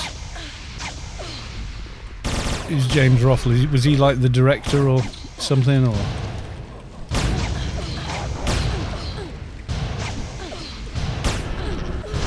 I mean, not every movie can be a hit. You know, sometimes you're going to miss. That's life. You're not going to get. I mean, Angry Video Game Nerd. Don't know who he is. Someone said that to me in a comment on one of my videos. I said something in the video, and they went, "Oh, well, someone watched the latest podcast by so and so," and I went, "Sorry, but I've no idea who that is." He's the biggest blah blah blah. Well, good for him, but I've never heard of them. You know, so people live in bubbles now, don't they? You know, they do. They live in bubbles where their recommended feed from the internet is all there is, and it's like, nah. Go to a library. Go to a library. You will find conflicting views populating every shelf, every page. You want to educate, you know, and thinking they won the election. I don't know. It's not my monkeys, not my circus. Just saying. I'm not going there. Nope.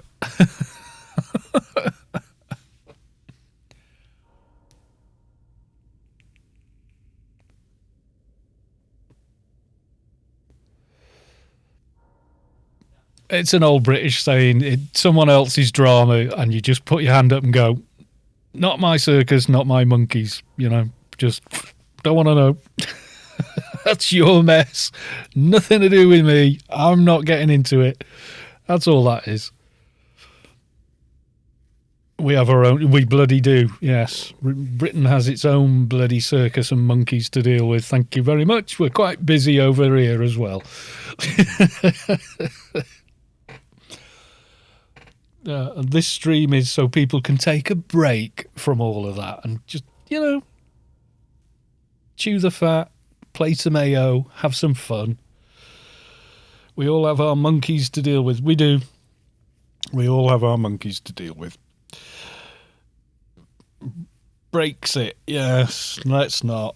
This is a break from it, so to speak. So let's keep it that way. This is a not having to deal with it being rammed down your throat by the news cycle 24/7. You know, 20 years ago we didn't do this. You know, the news would come on for 30 minutes or so, or 45 minutes out of an entire day, and maybe a daily paper that most of Britain were buying a newspaper just because there was some breasts on the third page. You know, and the crossword at the back and a bit of sports.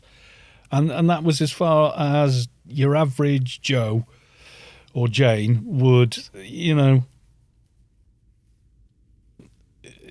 just not think about it any further than that.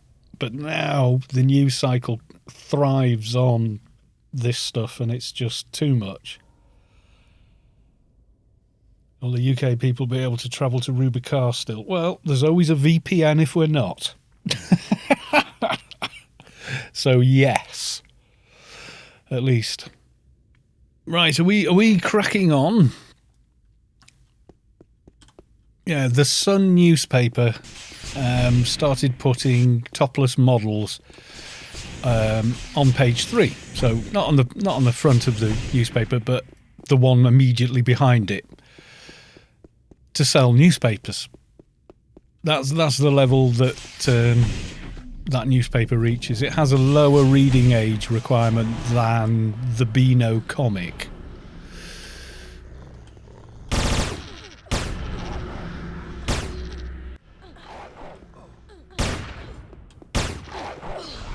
I mean, you could do the Sun crossword in about 5 minutes if you have literacy at all. So you know what I mean. And the trouble with the press now is it's all owned by a handful of people, and that's very worrying. A handful of people own all that control over all the information. That worries me a little bit. Yes, it does. Yeah, it's trash. It's a trash newspaper. Typically ultra right wing, gets upset about all kinds of completely. It is a comic. It really is.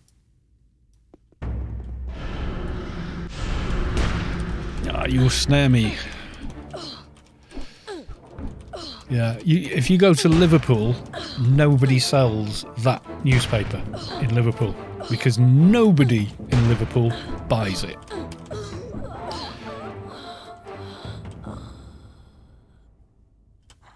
Yeah, it's too much information control owned by too few people is a concern. And you should be concerned about it.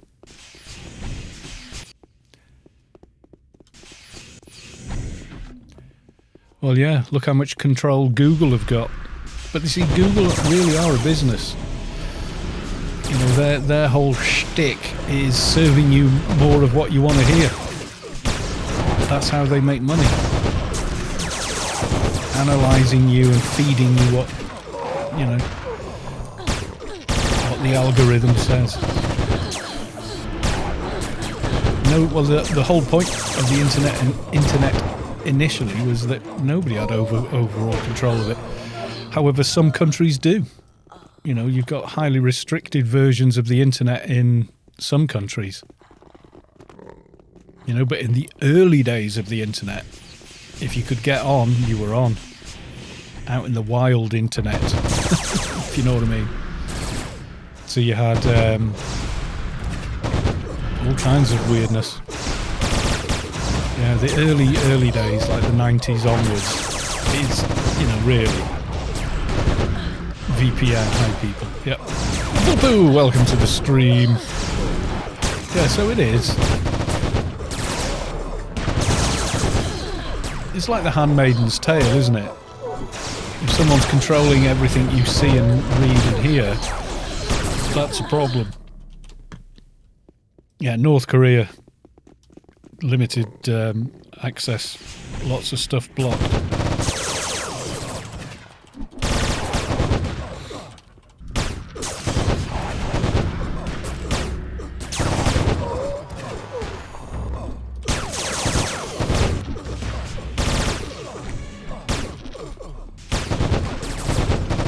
Yeah, Russia has a restricted thing on it. I mean, look at that. People call them commies. There's nothing commie about Russia anymore. Never really was. They don't exactly have free elections in bloody Russia, do they? Anyone that stands against Putin or whatever now, bloody get murdered, assassinated or whatever. And he's changing the law to keep himself in power for longer and longer and longer. What he is, essentially, it's the old Russian system. He is the Tsar. You know what I mean? And he's not a guy I would ever want to mess with. Ex-bloody KGB, etc. Very dangerous. Very, very dangerous.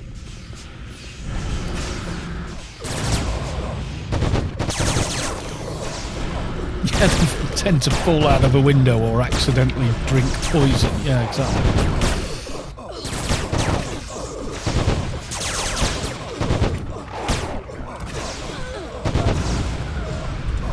Necessity is the mother of invention.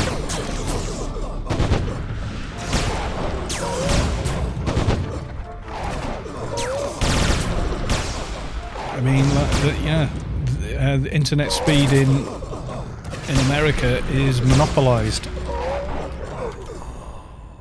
Nothing worse than a competent autocrat. That's it. That's exactly it. Why did I run through? I keep thinking I'm in Little Temple, and I'm not. Yeah, well,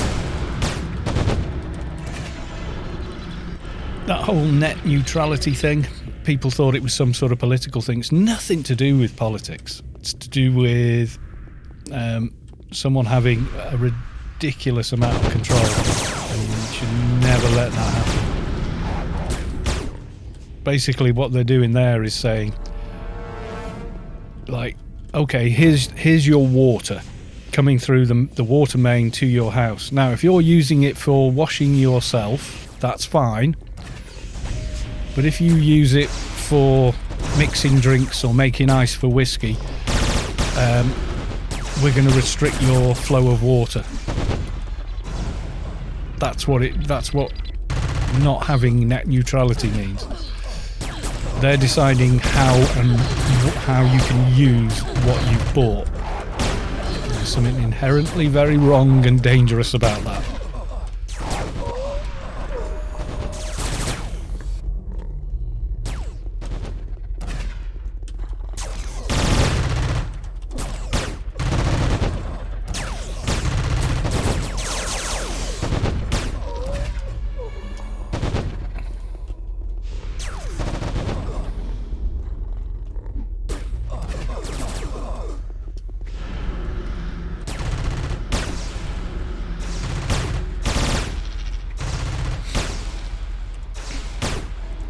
Yeah, it's because the people that own the infrastructure are doing it. But you see, under European law, which Britain used to be under, they said no, bandwidth, literal bandwidth, is a commodity.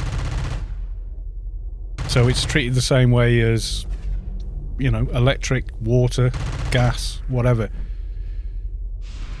You know, let's say you cook on gas, and the gas company say, well, you can have as much gas as you want, so long as you only cook this kind of food. If you're not cooking, I don't know, vegetables, then we're going to restrict your access to gas if you want to cook eggs and bacon. It'd start a riot. But that's what they're doing with bandwidth. Oh, you want to look at this stuff? Oh, well, we're going to bottleneck it. We're going to restrict you. We're going to stop you. Or make it so horrible that you know, imagine if the gas went off every time you tried to fry eggs because it was owned by some militant vegan. It's wrong, isn't it? See? Which is why net neutrality is important, or vice versa. Some militant carnivore saying you can't boil vegetables with our gas. I'm restricting it. It's wrong. It's just wrong. And they'll dress it up and all the rest of it, and do silly, try to become a meme, whatever that guy was doing, dancing thing, video he tried to make, like, hey, hello my fellow kids, you know, it was cringe. But yeah, that's why it's bad as it is. It's even worse in Australia. We've got the same issue there, but at least, you know, but even more so. All this talk makes me want a beer. Me too. I miss going to the pub and putting the world to rights. Now we're all going to get beer ads. Yeah, that's how the algorithm works.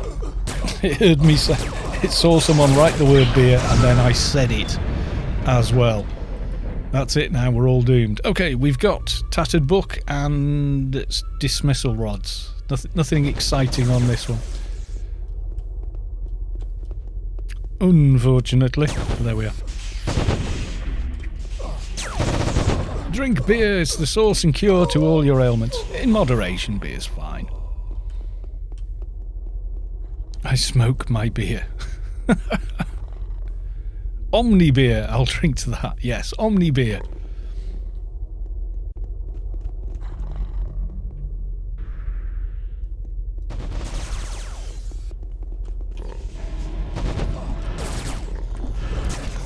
Gifted at analogies. Well, yeah, just that's how my brain's wired.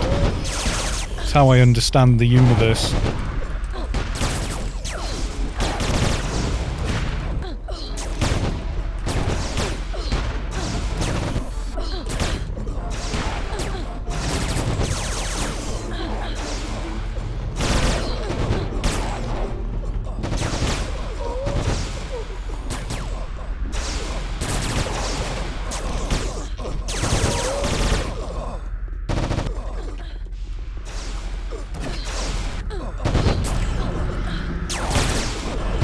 Somewhere in here, there's a mob everyone's fighting, but I can't find it. It's too... Does anybody know the spawn timer for Alien Zud? What? I have no idea. What kind of mob is it? I bet you're good at explaining things to older people. Being an older person myself, or kind of middle-aged, yes, because I can relate to things that, you know, they do. I'll tell you what happens as you get older. At about age 30, new stuff comes along, and it always does. This is the thing. New stuff is always coming along, right? And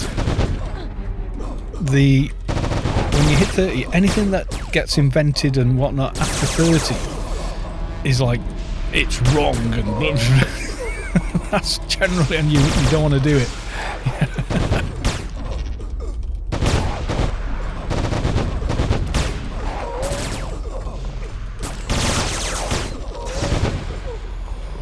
Well, I think if you can't explain something to somebody who doesn't understand it in less than 10 minutes, you don't really understand it yourself. I think that's true. I've heard it. I wasn't the person that came up with that, but I think it's actually true.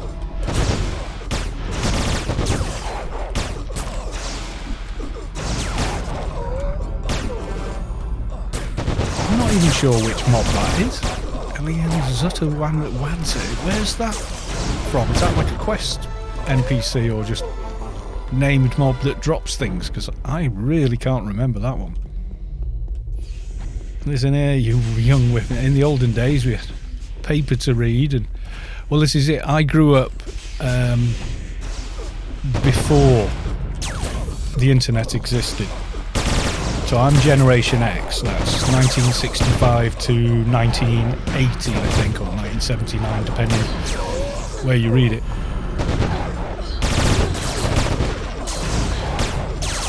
Yeah, you see, this is it now. This is it. You've run into, you're 34 now, and having a phone control all the electronics and stuff in your house is evil and wrong. It's something that happens, some sort of psychological thing. You know, at 30 you understand the world and how it works, and then they keep bloody changing it, and it's annoying and wrong. Yeah, I remember the Cold War. Grew up in the Cold War. We grew up with, you know, two tribes and all the rest of it. We really thought any minute now, you know, it used to be a saying, you know, oh, blah, blah, blah, if the bombs haven't dropped by them. That used to be that apathetic attitude. We'd all, like, virtually resigned ourselves to the fact that it was all going to end in hellfire, in a nuclear holocaust. Pretty much, you know, the 80s was very that.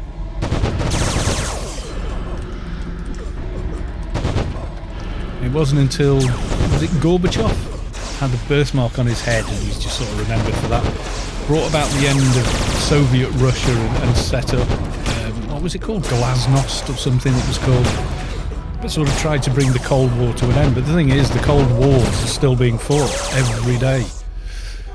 That's what you come to realise as you get older, is that the Cold War is very much still a thing and still ongoing, but we don't get to hear or see much about it. But it's still happening all the time.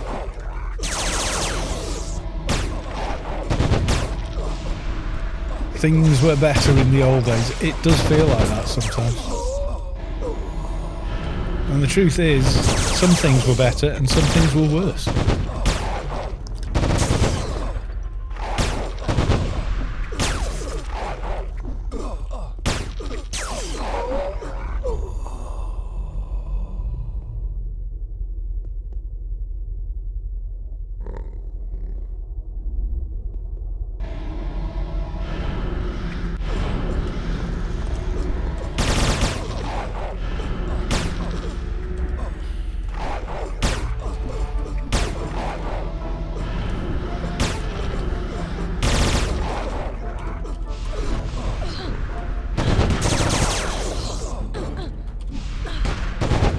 Savick taking all the damage. Something's not right there.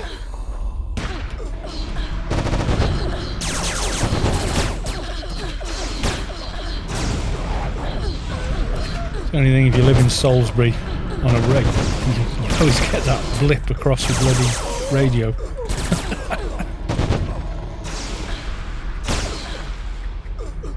I used to lived up in Lancashire. Used to get that a lot. They were near an airbase. I don't know if you get it on digital radio, but you used to get it on regular radio, and it was just like beep.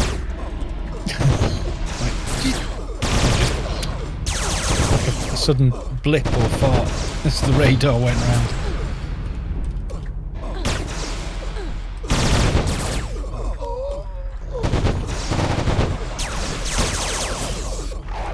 I remember seeing the Berlin Wall come down and go into Glastonbury that year. She has mallets, must be enforcer, all working as intended. This is true.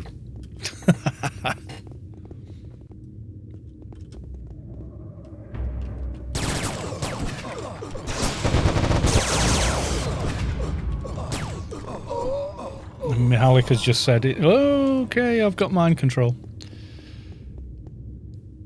Thanks. It's embarrassing to be mind controlled on a keeper.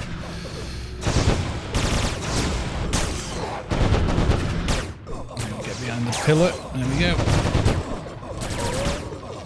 I remember people complaining about how much HP these mobs have, and then the Subway Nation arrived. Oh, God, yeah. The HP on the mobs in like every single mob, even the filth fleas, have got HP bars like this. It's nuts.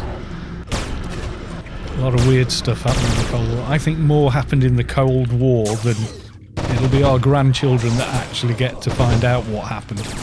We probably never will. Won't live long enough before that kind of stuff gets out.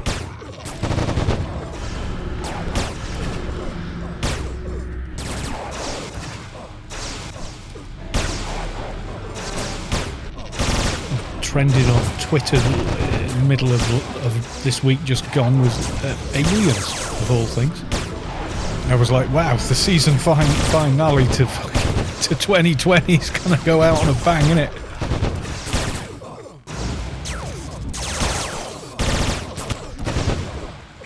Those weird low traffic neighbour thingies popping up everywhere in places like that. I don't know, where are they? I know Hackney. But I'm not sure about these low traffic things. What are they? Is this some sort of traffic management system or?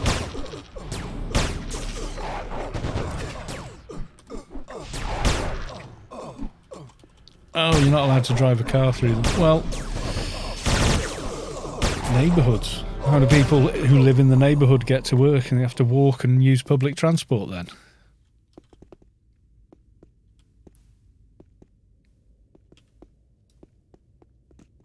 I don't know. I don't know if it's good, it's bad, or whatever.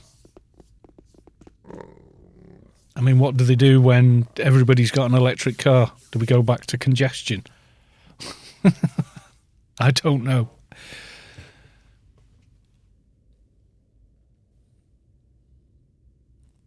I'm just thinking of the Mark Ultra project in America where they tried using LSD as a truth serum and then accidentally invented the hippie.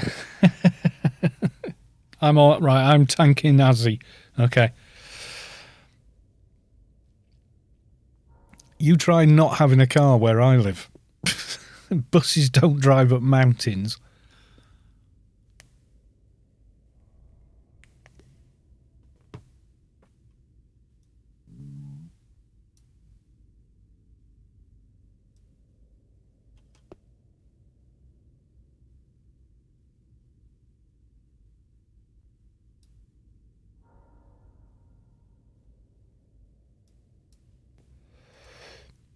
I'm going to go for the thing there. Yeah, what about someone who's a wheelchair user, supposed to park their car half a mile away and do the rest in the wheelchair every day? Doesn't make a lot of sense, does it?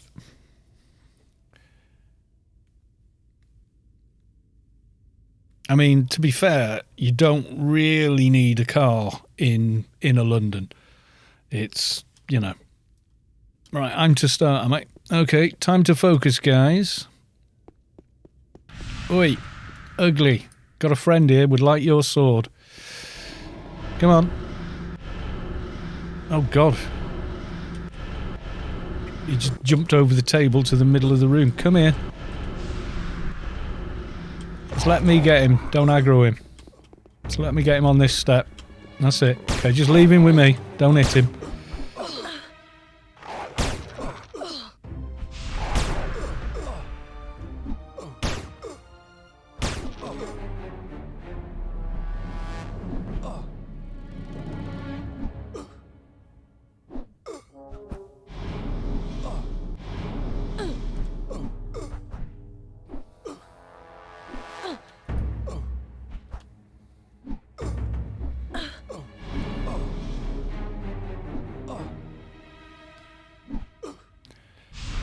Oh, I have nothing against electric cars. I built an electric go-kart as a kid, so I understand how electric cars work. Don't forget you're sitting on a potential bomb in a normal car.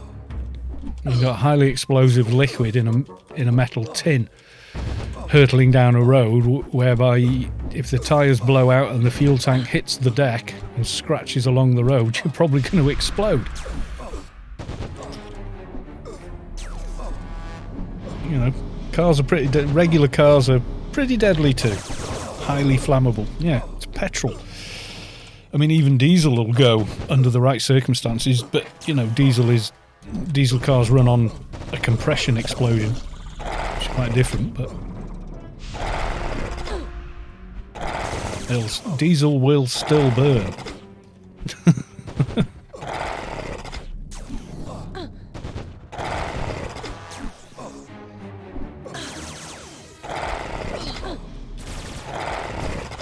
I'm gonna go for a bit of bio cocoon. Try and stay alive.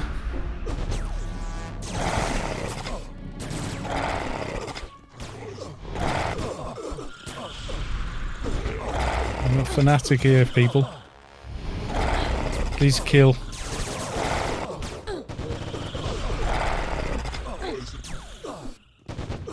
It's darker in here today than normal. Hard to see where the fanatics are spawning. Pretty sure they will be though.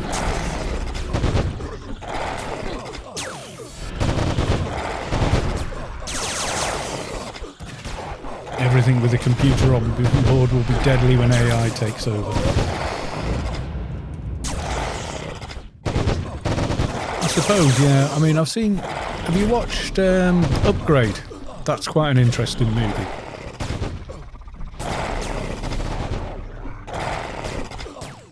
If you've not seen it, I think it's free on Amazon and it's on Prime and it's on Netflix for free. One of the two. But yeah, that's a pretty good movie about AI, etc. There's a lot of stuff about AI in Cyberpunk. If you don't want to hear any spoilers, put your finger in your ear for the next 30 seconds. Fingers in ears? Right. There's, he just walked.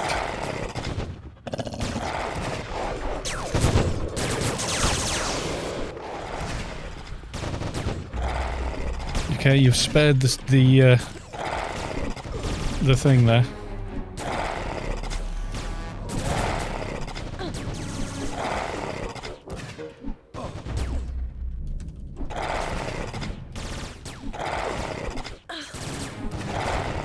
The issue is, what do you do when the electricity is gone? Walk.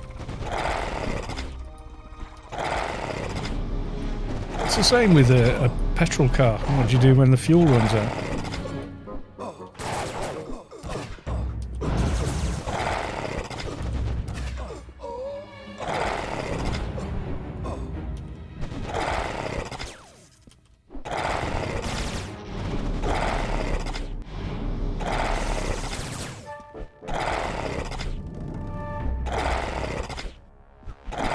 Now it's easier to see fanatics. I can see between Azzy's leg. Yeah. Eventually we'll have cars that drive on, buffered sunshine. Solar panels will get better, electric batteries and everything else. The technology will keep going till eventually, a self-driving car during the day will just have not even be using its batteries. It can run on polarized sunlight on solar panels. Eventually, we're not there yet. The thing is, they're not very eco-friendly when it comes to manufacturing those kinds of items. That's the problem. But gonna have to do something, because once bacteria on Earth figured out how to digest trees, fossilization and pressure stopped making coal and oil. So it's going to run out eventually. It's only a layer, a couple of 1,000 years, well, a couple of 100 years even, or whatever it was. That's where it comes from. It's the forests of prehistoric forests, the first true trees. Bacteria didn't know how to digest wood, so it just stayed on the ground. So yeah, there you go. That's where it actually comes from. So wherever the forests were on Earth is where coal and oil are now. There's other materials involved as well, but essentially that.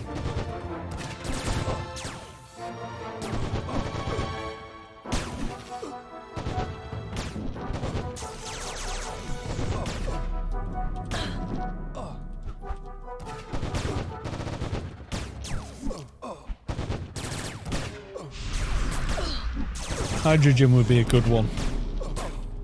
Converting cars, regular cars to hydrogen. It's like a hydrogen-based fuel, and the exhaust is pure water. Nothing else, pure water. You just cup your hand under it and drink it. But yeah. There's a train that runs with it now, an experimental train. It runs on hydrogen and produces absolutely no toxic waste of any kind.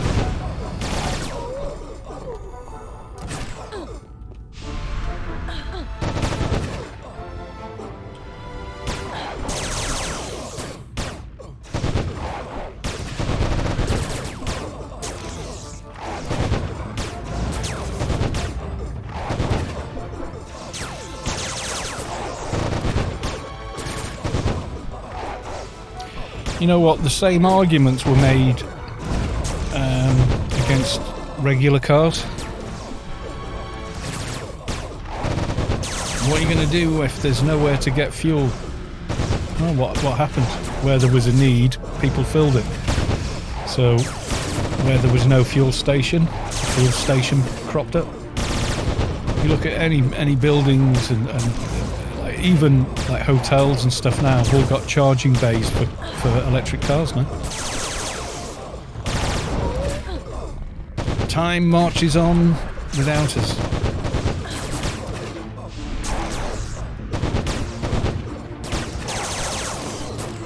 Yep. If the sun stops shining, your car is the last thing you want to worry about.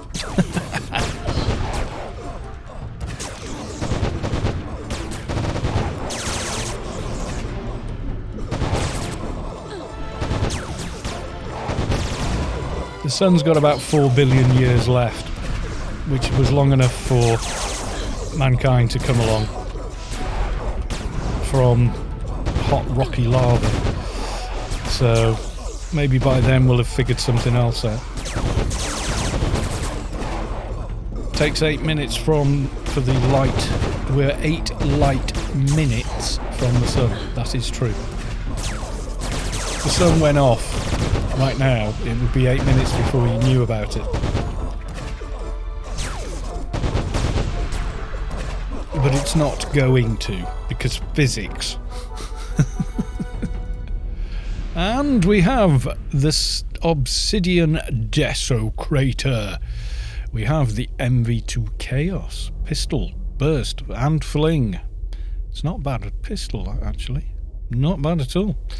We also have Corrupted Bloodmark and Corrupted Soulmark. And then for MA's, book number 5 and another book, the other one.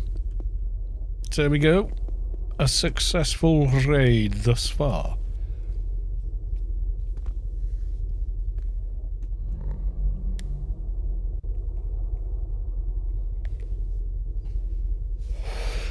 Yeah, I mean, have you seen the McLaren F1 electric car, hybrid, on the racetrack? Before Top Gear ended, well, Clarkson and the proper Top Gear ended, they went out in it, and he said it's a spaceship when you're driving it. The acceleration and deceleration it's got there's nothing like it on Earth. It was absolutely bonkers. Yeah, hybrid electric hydrogen cars, I think, will become the thing. If they can sort out the hydrogen source, that'll be the thing. Because you know what the universe has got plenty of?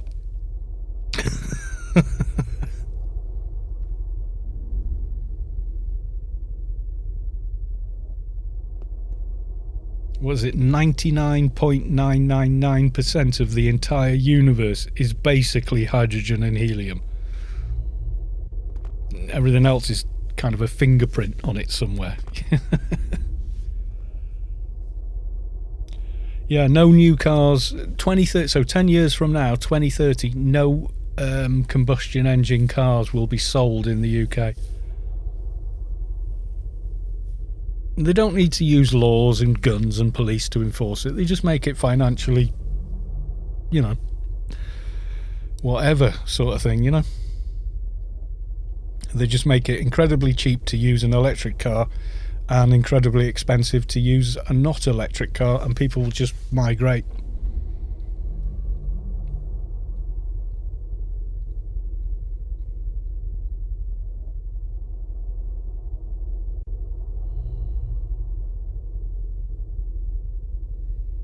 Well, they do have hydrogen driven things.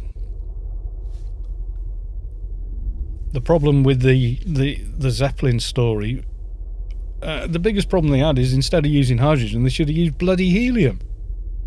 Simple. They didn't need the hydrogen for fuel.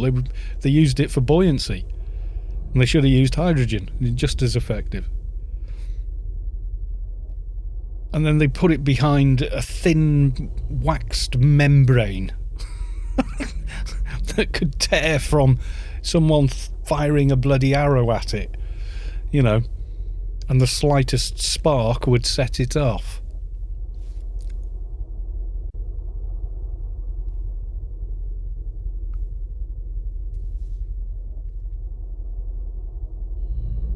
Yeah, you can, if pure hydrogen, you drop a match into pure hydrogen, you know what happens?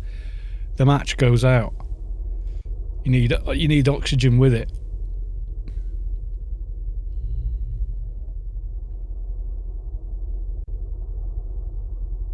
That's just chemistry. The fire triangle, yes indeed. No, the hydrogen driven chain, it's,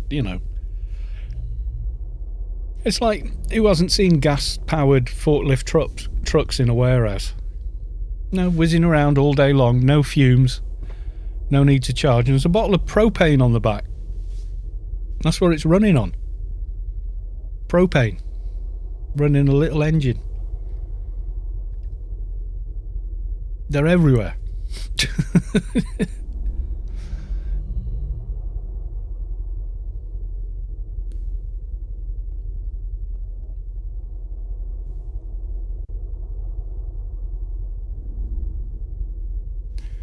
Seen insane people claiming no machine that we use is maintenance free. There's no such thing as a machine that is maintenance free. Any machine.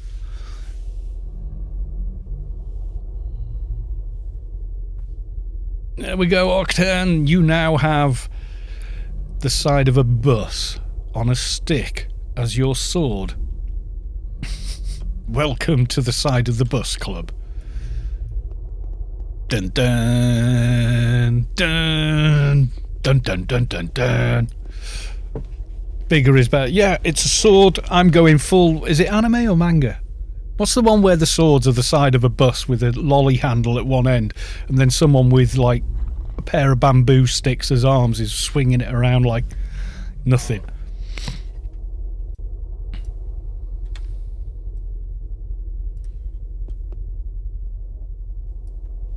My computer is petrol free, so it must be maintenance free. Yeah, laptop batteries never need replacing. We use batteries in everything. Your TV's remote control, the memory on your motherboard is held by a battery. Everything. Batteries everywhere. We just need better batteries. We need, batteries that work better, hold charge for longer. It just needs the technology to keep evolving, that's all. And all restaurants will become Taco Bell. Come on, what movie's that? All cars are like run on hydrogen gel and blah blah blah. Come on. Yeah, come on, what's he called?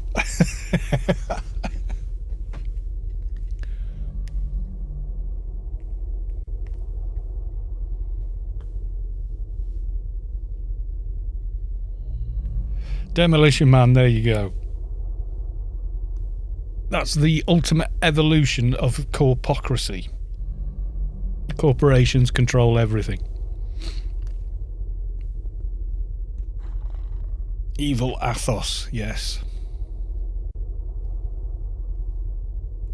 And I'm like Stallone in that movie. At the end he goes, well, you're kind of nuts and you're also kind of nuts, but somewhere in the middle, isn't there a sensible way forward?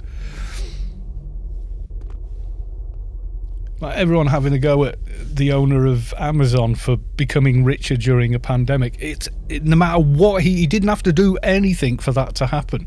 People were at home and couldn't go to shops and the shops were shut. What happens? People bought more stuff online. It's not rocket science, guys.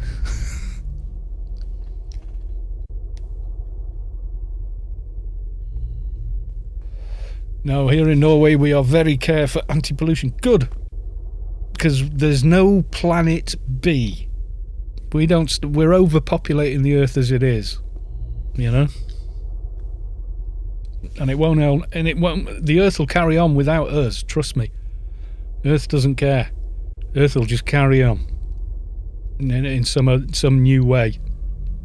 So, we need to start treating it with a bit more respect.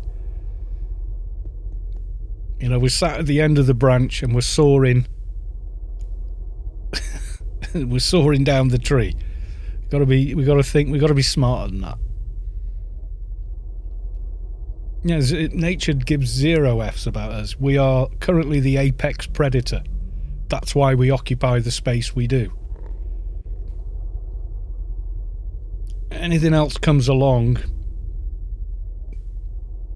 and, nature ain't going to come and rescue us or anything like that.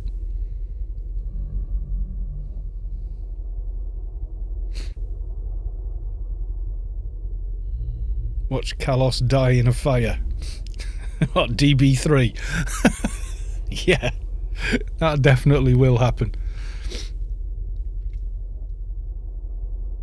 Well, this is the problem, is those countries are where most Western countries were at the beginning of the 19th century in a lot of respects. So they're pushing ahead to do and get ahead as a nation.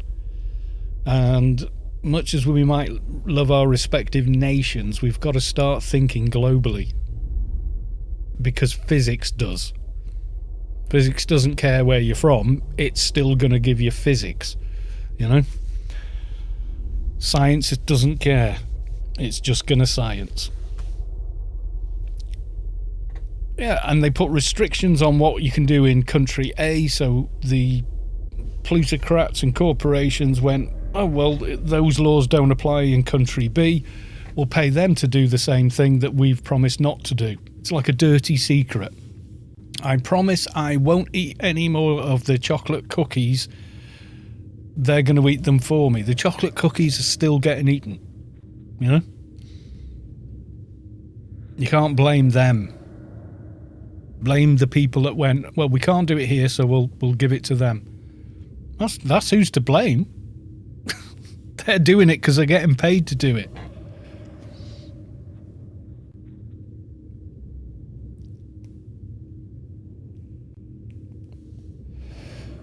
Burned it in a nuclear reactor. Sounds odd, but okay. Now you want chocolate curry. See, this is the power of the interweb. It comes directly into your home as though it's a stranger stood there telling you things. Yeah, plastics is a big problem. I mean, what's wrong with glass bottles? You know? You all you got to do is smash them up and chuck them in the ocean, and the net effect will be an infinitesimally tiny bit more sand in the world that won't harm anything. Because that's all they're made of. Plastic, oh God, massive problems. And we used to be more eco than we are now. The milkman used to bring glass. The dairy farmer would milk cows, and the milk would go to the dairy, and the dairy would get bought from the dairy by the milkman, and the milkman would put it outside your door in the morning, and you'd come out and you'd have the milk, and you'd wash out the bottles. You'd wash your bottles with water and put them back outside. And the bottles went back, and if any got broke, they got turned back into bottles again. Glass is pretty much infinitely reusable and disposable. You know, this glass has been reformed so many times, it can't be made into glass anymore. But that's okay. We can grind it up and use it in concrete. We can use it in cement. We can use it to help build sand dunes to protect a coastline. You know, and like we did the same with... well, you guys call soda, we used to call pop, but you used to have the pop man.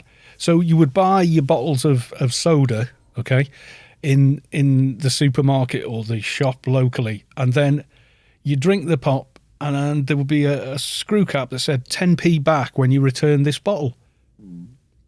Okay, and you would take the bottle, and it used to be the Corona pop man would call round, and he'd go up and down the street in like a cart, and people would put the bottle and get 10p off him to go and buy another bottle of pop. Simple solutions like that. You know, that's what we need. More intelligent ideas.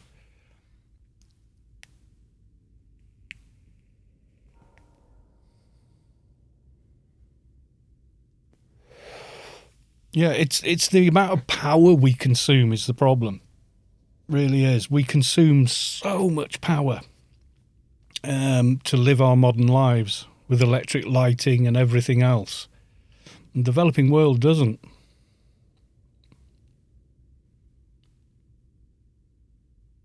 And you've got to think, you can eat out-of-season food all year round in the Western world. That comes at a price. It's got to be, you know, someone has got to put those avocados in a crate and fly them to you. They'd be brown goo if they were put on a boat. They're flown to you.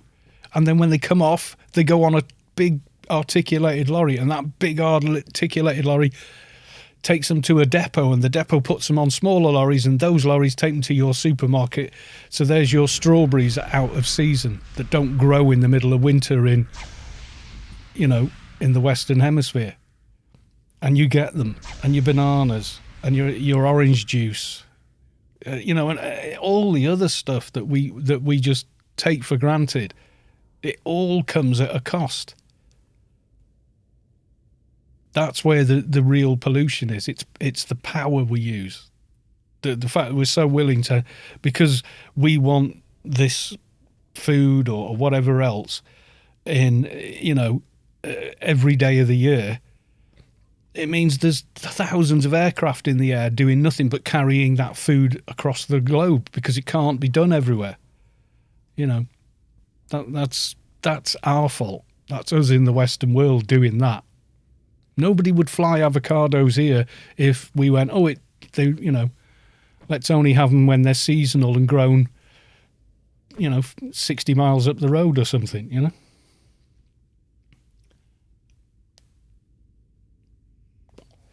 Wise guy, I have a deposit. Oh my God, there's an S name. Me like people moan about the. Yes, done that one. What we do is you get money for returning bottles. We used to do that in the 70s. We used to do it. And we just stopped doing it. We have deposit on beverage. The reason companies use plastic bottles and not glass bottles is plastic bottles are cheaper to make. That's it. It's about profit. If they'd have just said, you know what, we're making enough money, we're staying with glass, we wouldn't have anything like the plastic problems. The thing that depressed me is I saw a peeled orange in a plastic container. Why? Seriously, nature came up with a way of protecting that orange and keeping the innards fresh so that an animal will eat it and deposit the seeds elsewhere. And we take that coating off and put it in plastic and then sell it. That's insane. Anyway, this is not a sermon. But I do think that. I think some of the things we do are bonkers. They really are. Anyway, I think that's a good point at which to say, successful raid, decent stream, but it's time to go. Now then, have we got anyone else streaming a bit of Anarchy online at the moment? Let's have a look. There's me. Rock's doing... not really. Let's have a look. Is anyone I know streaming? Probably. This chap is playing a completely different game. But that'll do. Right. Okay, well, thank you everyone who came along to the stream. And... glad to have you. Glad to have a nice chat with you. It's like going to the pub and putting the world to rights. I'm going to raid. You guys stay with us and head on over. Because he's a really super guy and you should all go there and say hi at least. And I'll just say bye for now.